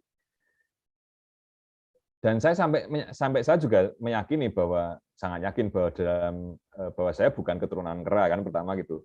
Dan di dalam teori evolusi sendiri juga tidak pernah menyampaikan bahwa keturunan kera, bahwa manusia itu keturunan kera. Tetapi bahwa manusia secara taksonomi itu dekat kekerabatannya dengan kera. Iya gitu loh. Itu seperti itu. Dekat kekerabatannya dalam ilmu taksonomi kan ada apa namanya kingdom animalia, ada genus ordo dan lain sebagainya, kira-kira itu banyak. Tidak hanya dengan kera, kita pun juga dekat kekerabatannya dengan sapi, dengan gajah dan lain sebagainya. Karena ya kita ada di dalam satu kingdom lah paling tidak, dalam satu dibandingkan dengan mungkin kekerabatan dengan tumbuhan atau serangga dan lain sebagainya, karena kita sama-sama mamalia. Sehingga itu yang penting perlu dilakukan. Yang kedua, seringkali kita juga itu gambar yang apa namanya dari manusia prasejarah, kemudian manusia Homo sapiens, Homo apa itu saya lupa, kalau manusia purba itu kemudian terakhir Homo sapiens dan sebagainya. Itu kan sebenarnya promosi buruk lah, kira-kira dalam tanda kutip ya, promosi buruk terkait dengan evolusi itu sendiri, terkait dengan teori evolusi. Karena belum ada yang membuktikan bahwa ada keterkaitan ya, atau ada heredity, ada keturunan antara manusia Homo sapiens dengan Pithecanthropus erectus misalnya seperti itu. Tidak ada seperti itu. Tidak ada bukti yang menyatakan bahwa ada Pithecanthropus erectus yang tinggal di bumi. Itu iya. Itu bisa ditemukan fakta-fakta empiriknya dengan temuan di Indonesia lah, atau di Jawa misalnya di Sangiran, di Sragen, ataupun mungkin di tempat-tempat yang lain. Itu iya, tetapi apakah itu adalah nenek moyang manusia? Itu belum ada teori ya, bahwa hipotesis mungkin ada, postulat mungkin ada, tapi teori belum ada yang membuktikan itu. Sehingga saya meyakini bahwa ya tidak, bahkan kok kera wong sama-sama dengan manusia purba aja tidak, kira-kira gitu loh. Seperti itu. Tapi kan kita juga harus meyakini bahwa manusia itu iman ya, baru mengimani salah satunya adalah bahwa manusia itu manusia pertama itu Adam. Nah, pertanyaannya, apakah ada kehidupan sebelum Adam? Itu seperti itu. Itu kan pertanyaan yang menarik itu untuk dijawab gitu seperti itu. Dan kita juga umat Islam juga banyak yang meyakini bahwa sebelum Adam ya ada kehidupan. Faktanya ada dinosaurus, kira-kira gitu. Ada, ya kita tidak tahu apa saja yang hidup pada zaman sebelum Adam gitu seperti itu. Dan hal tersebut yang mungkin perlu kita pelajari, dan ya saya mungkin akan lebih mudah karena kan background saya mungkin di peternakan ya, saya akan lebih mudah menceritakan terkait dengan teori evolusi dibandingkan dengan Mas Danis tadi yang backgroundnya mungkin ekonomi. Tetapi sekali lagi kita seringkali mendapatkan atau dibombardir oleh informasi-informasi yang sebenarnya itu promosi buruk terkait dengan teori evolusi itu sendiri. Hal-hal yang mungkin sebenarnya tidak sebenarnya terjadi di dalam kajian-kajian evolusi itu, kira-kira gitu. Terima kasih. Baik, terima kasih Pak Ramadan. Selanjutnya Ibu Diah, monggo. Baik, terima kasih. Ini sedikit share screen ya mengenai tadi adakah penelitian empirik yang bisa menjawab ya hipotesis yang pertama. Kebetulan tadi untuk hipotesis yang pertama saya mengambil dari papernya Chane 2016 ya. Nah di situ ya mengenai ini hipotesis pertama adalah bahwa mengatakan bahwa kemunduran umat Islam itu berawal dari dominannya kekuatan politik ulama dan pergeseran perhatian yang ekstrim dari sains dan teknologi ke persoalan-persoalan agama. Nah, di sini saya mengambil dari penelitiannya Chane. Jadi Chane ini kuliah di Harvard ya, mahasiswa S3 Harvard. Dia mengambil disertasi dan paper ini adalah salah satu hasil dari disertasi beliau ya, sehingga dia menggunakan model juga ya dalam paper dia, dan beliau mengatakan di sini bahwa hipotesis pertama tadi ketika pada saat itu terjadi pertentangan ya antara ulama ya di abad 12 ya, tahun 1100 ada pertarungan antara Avicenna dan Al-Ghazali. Nah, sebelumnya yang berjaya adalah saintis, kemudian diganti dengan yang berganti berkuasa adalah ulama, yang diganti dengan berkuasanya para ulama. Nah, di sini ada pertentangan yang cukup cukup sengit gitu ya, antara ilmuwan itu juga sebenarnya terkadang juga enggak, walaupun dia Muslim, tapi juga kadang justru menentang agama ya. Misalnya ilmuwan bernama Al-Razi ya pada waktu itu, kemudian di sisi lain gitu ya ada kelompok-kelompok yang para ulama yang mungkin kurang menekankan pada pengembangan sains. Nah, kemudian di sisi lain ada tadi Al-Razi dan teman-temannya adalah kelompok rasionalis yang mainstream, yang sangat mengedepankan sains, tapi kemudian menyampingkan agama, gitu ya. Nah, di sini juga dibuktikan ya mengenai ya mungkin data-data secara ya namanya juga sejarah gitu kan, mungkin juga agak sulit untuk membuktikan. Namun di sini Chane itu berhasil ya membuat semacam nah kemudian hipotesis dan menjawab dengan merunut pada sejarah pada masa itu. Nah, kira-kira seperti itu Pak Danes ya. Ada bukti empirisnya yang mungkin kalau data-datanya di Harvard sana mungkin sangat banyak ya, mungkin kita tidak bisa mengakses sampai sana, tapi yang jelas Chane di sini membuktikan mengenai hipotesis yang pertama gitu ya. Nah, bahwa ketika ada pertentangan antara ulama dan tadi kaum rasionalis dan dimenangkan oleh ulama, di mana ulama di situ lebih mengedepankan ini the spread of madrasah across Islamic world ya di tahun 1065. Nah, disitulah terjadi ketertinggalan ya ilmu pengetahuan karena dia mulai kurang menekankan pada pentingnya sains dan lebih ya ditandai dengan berdirinya banyak madrasah-madrasah pada masa itu. Nah, mungkin seperti itu Pak Danes. Terima kasih. Baik, terima kasih kepada kita ini kan di sebuah organisasi bernama ICMI, Ikatan Cendekiawan Muslim Indonesia, yang kita tahu pendiri dari ISMI adalah Pak Baharudin Yusuf Habibie.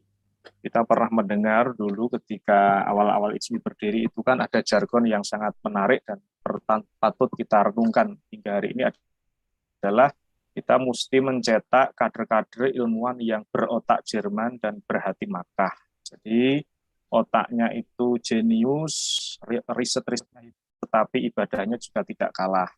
Jadi rajin ke laboratorium, rajin melakukan penelitian, tetapi ketika ada panggilan sholat itu juga langsung menuju ke masjid. Jangan sampai mungkin ya hebat di dalam pengetahuan, tetapi mungkin mursal atau mungkin ya tidak abai terhadap ajaran-ajaran agama. Tentu itu bukan satu prototipe ilmuwan muslim yang ideal. Kira-kira begitu mungkin harapan yang ditekankan oleh Pak Habibie pada saat itu. Oke, selanjutnya masih ada yang ingin memberikan pertanyaan, tanggapan. Saya persilakan kepada Bapak Darlin Rizky untuk menyampaikan pertanyaannya. Perkenalkan nama, kemudian dari mana berasal, pertanyaan kepada siapa, singkat, padat, jelas, monggo.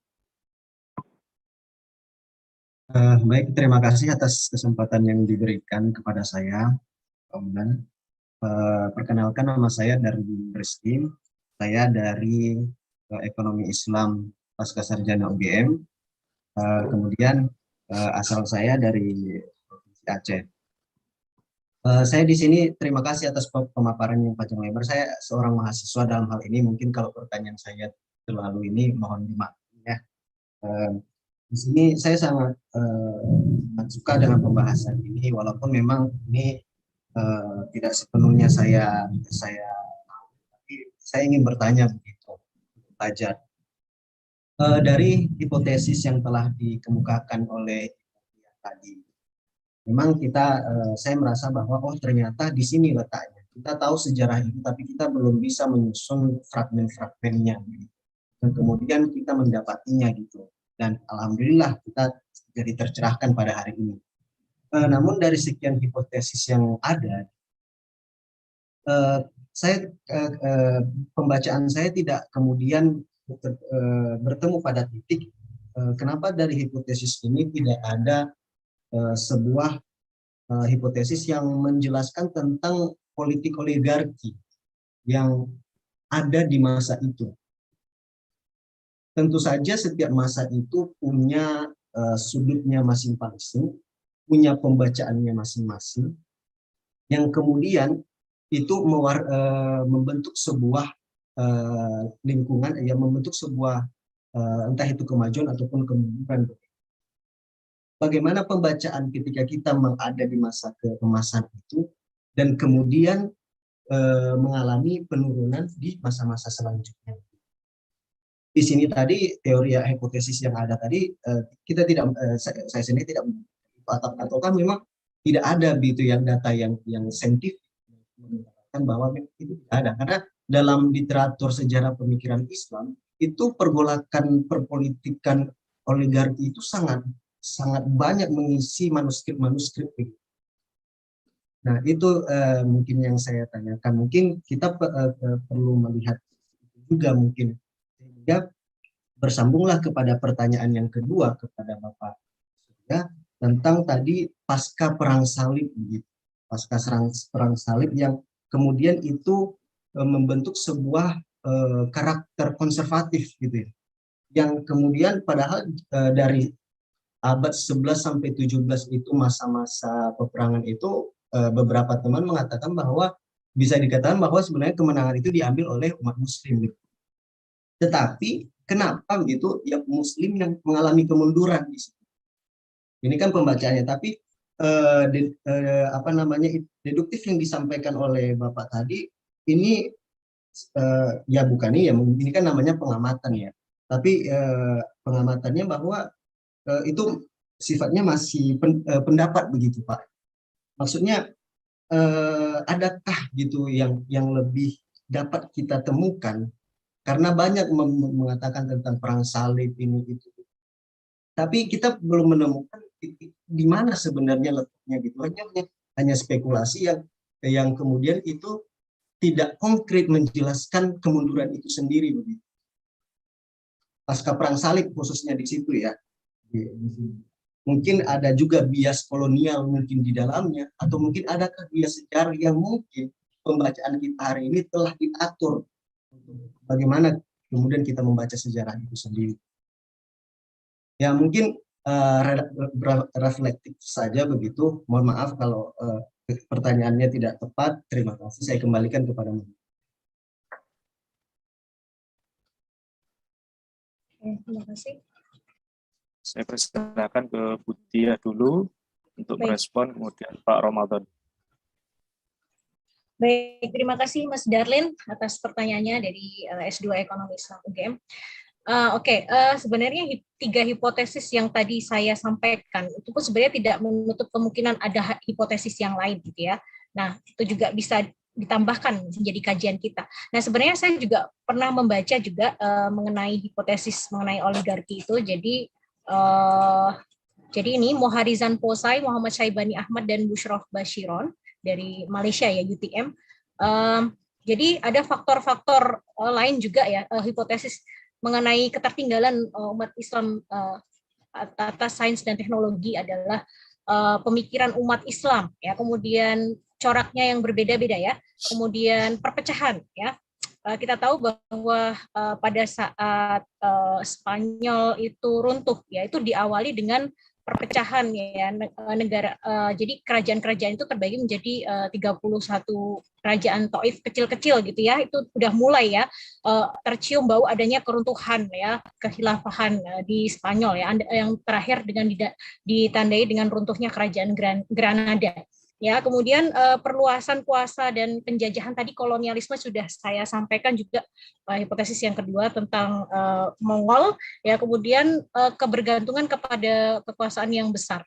Ya, itu juga sebenarnya sudah saya masukkan di hipotesis yang ketiga, bahwa kemudian ketika ada kekuasaan yang besar itu kemudian mereka punya andil atau punya kebijakan untuk kemudian mengimpor segala ilmu pengetahuan itu dari barat ya sudah gitu ya, maka kemudian istilahnya rakyat itu tidak bisa apa-apa ya, karena ada kekuasaan itu. Dan juga tadi oligarki ya, kekuasaan oligarki itu memang mewarnai bagaimana kemudian runtuhnya kehilafahan Islam ya. Kalau saya nonton ya filmnya Sultan Sulaiman Al-Qanuni, itu juga penuh dengan intrik ya, banyak sekali ya oligarki ya, orang-orang yang berkuasa, ada kekuatan itu saling, bahkan mungkin antar saudara itu bisa saling membunuh ya, menjatuhkan, dan mungkin ada kebiasaan atau semacam culture ya, bahkan harus membunuh saudara laki-lakinya seperti itu. Dan tadi mungkin bisa juga ya Mas Darlin ya dimasukkan ke dalam hipotesis yang nomor 4 mungkin seperti itu ya. Nah mungkin itu Pak Hudan, terima kasih. Ya baik, silakan Pak Ramadan mungkin responnya dipersilakan. Saya kira menarik tadi yang disampaikan oleh Pak Darlin ya, bahwa oligarki ya, namanya saja sudah dinasti ya, dinasti Umayyah, dinasti pasti di situ ada oligarki, itu jelas tuh, nggak perlu ya. Yang namanya kerajaan atau kekhalifahan ala ala dinasti Umayyah, dinasti Abbasiyah dan sebagainya, itu pasti oligarki, karena kekuasaan itu hanya terpusat pada beberapa orang atau beberapa keluarga saja, itu pasti. Tapi kan yang kemudian itu sebenarnya hipotesis yang disampaikan oleh Mbak Titis tadi, itu adalah hipotesis yang sifatnya adalah output dari dari konflik oligarki, kira-kira seperti itu, atau output yang muncul karena adanya praktek-praktik oligarki dalam kekhalifahan. Ya itu kalau dalam diskusi politik saya kira itu akan lebih menarik ya. Tapi yang mungkin saya perlu tekankan adalah pertanyaannya gini, perang salib itu yang menang Nasrani Eropa atau Islam? Itu kan sebenarnya pertanyaan yang sampai saat ini saya pun juga tidak bisa menjawab, karena itu kan banyak sekali ya, tidak seperti perang dunia ya. Kalau perang dunia kan jelas itu ada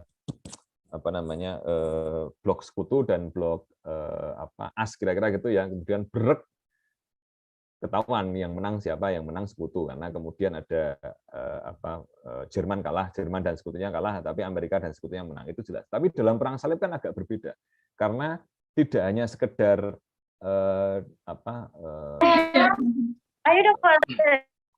ya misalnya perangnya dengan, termasuk ada yang menyatakan juga misalnya ada perang dengan Turkinya, kekhalifan Utsmani yang sekian tahun setelah itu juga masih dalam konteks perang salib. Kemudian ada dengan dinasti Fatimiyah di Mesir, kemudian ada dinasti Abbasiyah dan sebagainya. Itu kan berbagai macam berbagai macam polar ya, kira-kira seperti itu. Sehingga memang agak sulit kalau kita berbicara mengenai Islam yang menang perang salib atau Nasrani yang menang perang salib. Tetapi dampaknya adalah di dalam dinasti atau khalifan Islam itu dampaknya jelas, karena resources mereka menjadi terbatas, dan berbagai kekalahan-kekalahan di perang salib itu memunculkan konservatisme agama, artinya memunculkan kekentalan dalam kemudian membuka ruang diskusi dengan peradaban lain dan sebagainya. Ini yang kemudian justru membuat kemunduran itu, kalau menurut saya seperti itu. Jadi bahwa kalau saya sejak kecil saya meyakini bahwa perang salib itu yang menang Nasrani ya, malah saya nggak tahu itu, karena saya juga mungkin ya keterbatasan literasi sejarah dan sebagainya. Tapi saya sejak kecil saya melihat bahwa umat Islam kalah dalam perang salib itu, karena faktanya kemudian rentetan ke belakangnya itu ya memang kemudian muncul kolonialisme. Meskipun kita sempat atau kekhalifahan Utsmani itu aja misalnya sempat merebut Konstantinopel di 1400-an, 1453. Tetapi ya itu kan juga disebabkan karena misalnya the Holy Roman Empire-nya tidak mau support ke Bizantium, kira-kira gitu. Mereka sudah ada konflik tersendiri. Jadi ya kalau itu memang sudah takdir ya, sudah digariskan, dan Kanjeng Nabi juga sudah menyampaikan bahwa Romawi itu ya akan dikuasai ya Romawi yang timur ini, kira-kira gitu.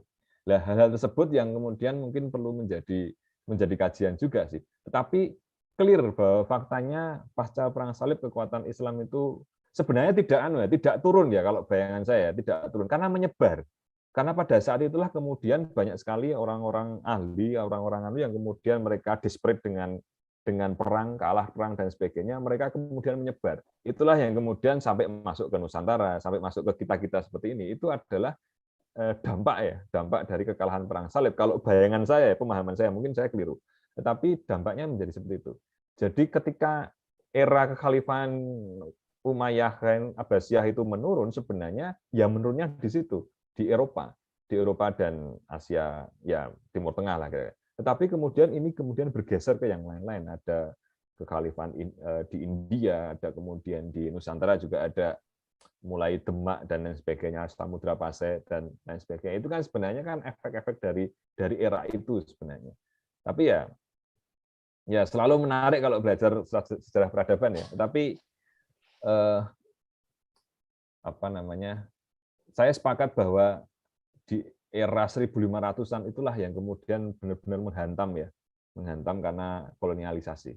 Itu yang kemudian benar-benar sangat menghantam dunia Islam, terutama dunia Islam yang tidak muncul di orbit pusatnya gitu loh. Jadi seperti di Nusantara, di Afrika, itu yang benar-benar menjadi korban dalam tanda kutip ya, karena kemudian tidak tercatat sebagai peradaban Islam, tetapi kemudian sudah dihantam dengan kolonialisme atau kolonialisasi. Itu aja, terima kasih. Pak Udan, itu sepertinya ada satu chat lagi, Pak Udan. Mungkin untuk yang terakhir. Oh iya, itu ada chat dari... Ya, itu kakak saya itu dari Jakarta. Itu kakak kandung saya dari Jakarta untuk pertanyaan untuk Pak Mas Doni. Ya, Pak Doni. Terima kasih ya, Mbak Dewi. Silakan. Silakan direspon, saya setuju saja. Pak Doni. Ya, problemnya adalah banyak yang mengharapkan filsafat, kira-kira gitu loh. Itu yang jadi problem kalau menurut saya ya, Karena apa? Karena dalam filsafat itu kita di-train ya, atau dilatih untuk scientific thinking atau berpikir secara saintifik ya, berpikir secara akademik yang di situ ada berpikir kritis atau falsification, kira-kira begitu ya. bahwa temuan-temuan empiris itu bisa disalahkan atau bisa didebat atau bisa dikritik, itu tidak ada masalah, kira-kira itu tidak ada masalah.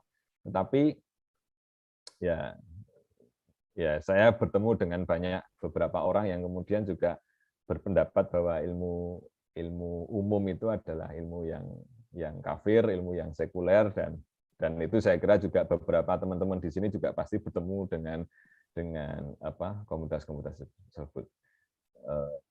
Ya, bahwa ilmu itu sebenarnya adalah amalan jariah, ya saya sepakat itu, dan tidak hanya amalan jariah tapi juga ilmu yang bermanfaat ya, karena faktanya itu menjadi salah satu tools ya, produk-produknya sains itu menjadi tools untuk kemanfaatan kehidupan manusia yang lebih besar. Saya selalu membayangkan ya apa yang terjadi jika kita tidak punya remote pada saat ini, itu loh, seperti itu. Itu kan sebuah pendidikan umat Islam. Ya, nalar kritisnya memang tidak dibangun sejak awal sih, itu seperti itu. Jadi kalau itu sudah tradisi akademik ya. Saya terus terang, saya produk sekolah umum ya, bukan produk sekolah Islam atau madrasah atau pondok pesantren. Jadi ya kalau saya kemudian dianggap sekuler itu kadang-kadang saya ya menerima itu ya memang saya produk sekolah umum kalau yang itu dianggap sekuler.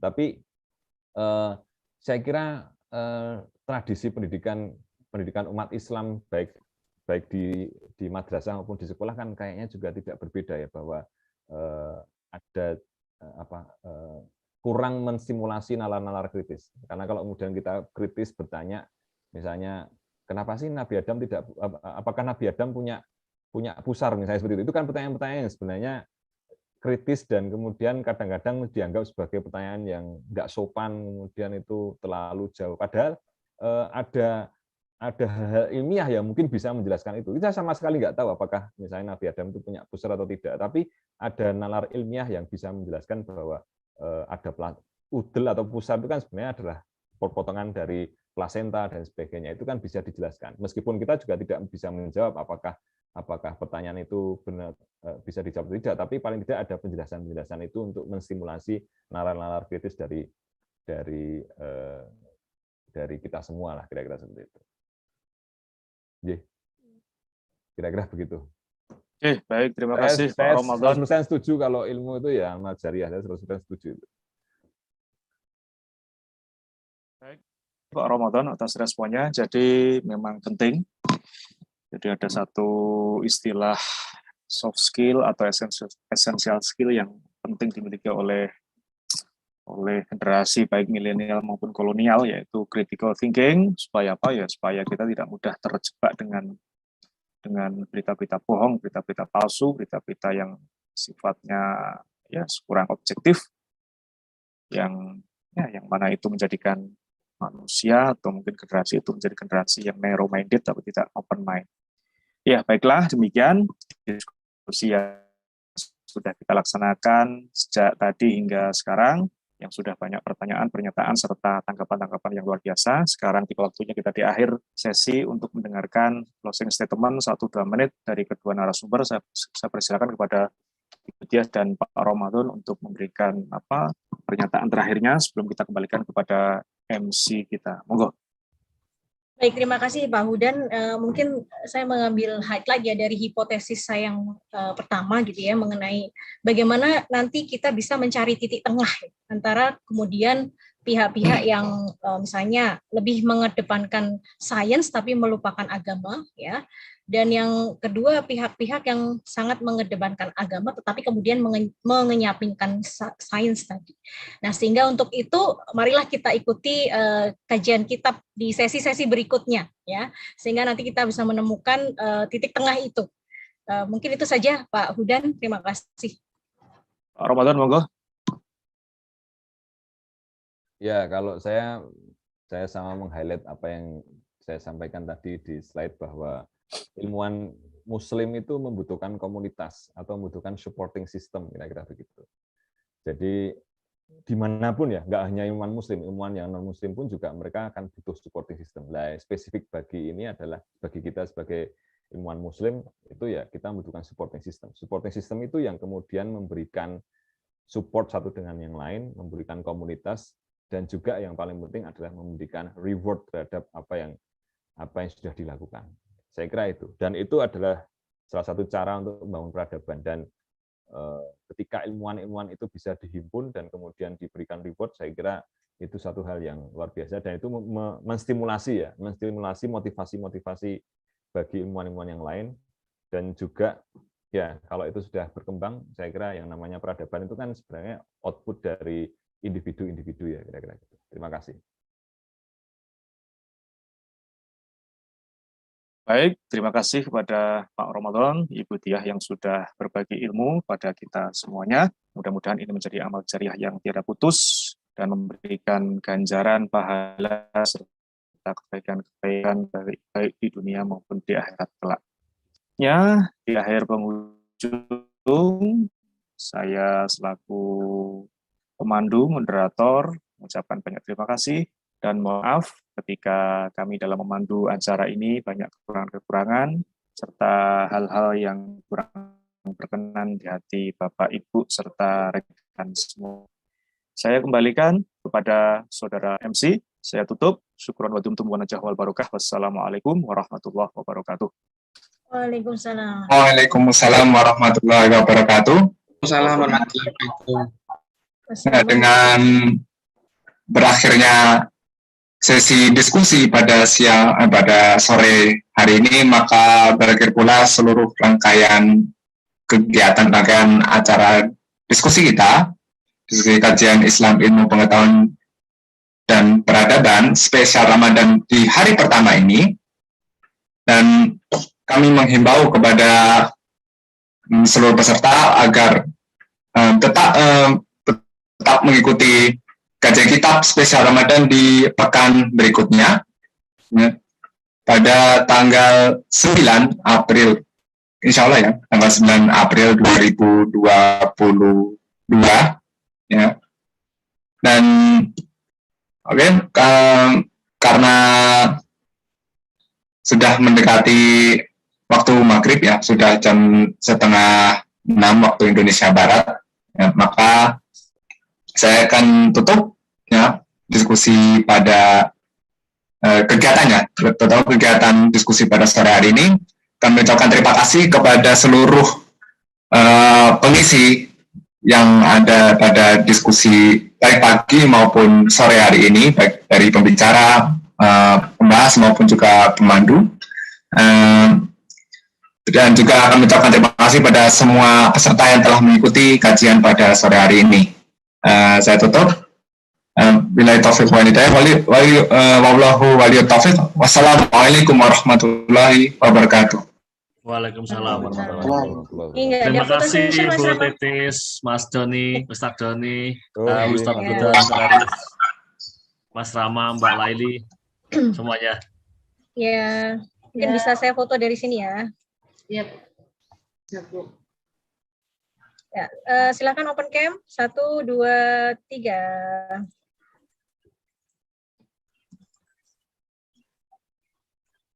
Mas Agung, silakan sambil ada iringan musik, Mas.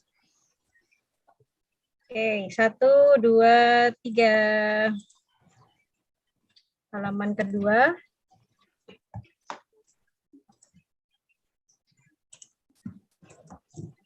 Oke. Terakhir. 1, 2, 3. Oke, terima kasih.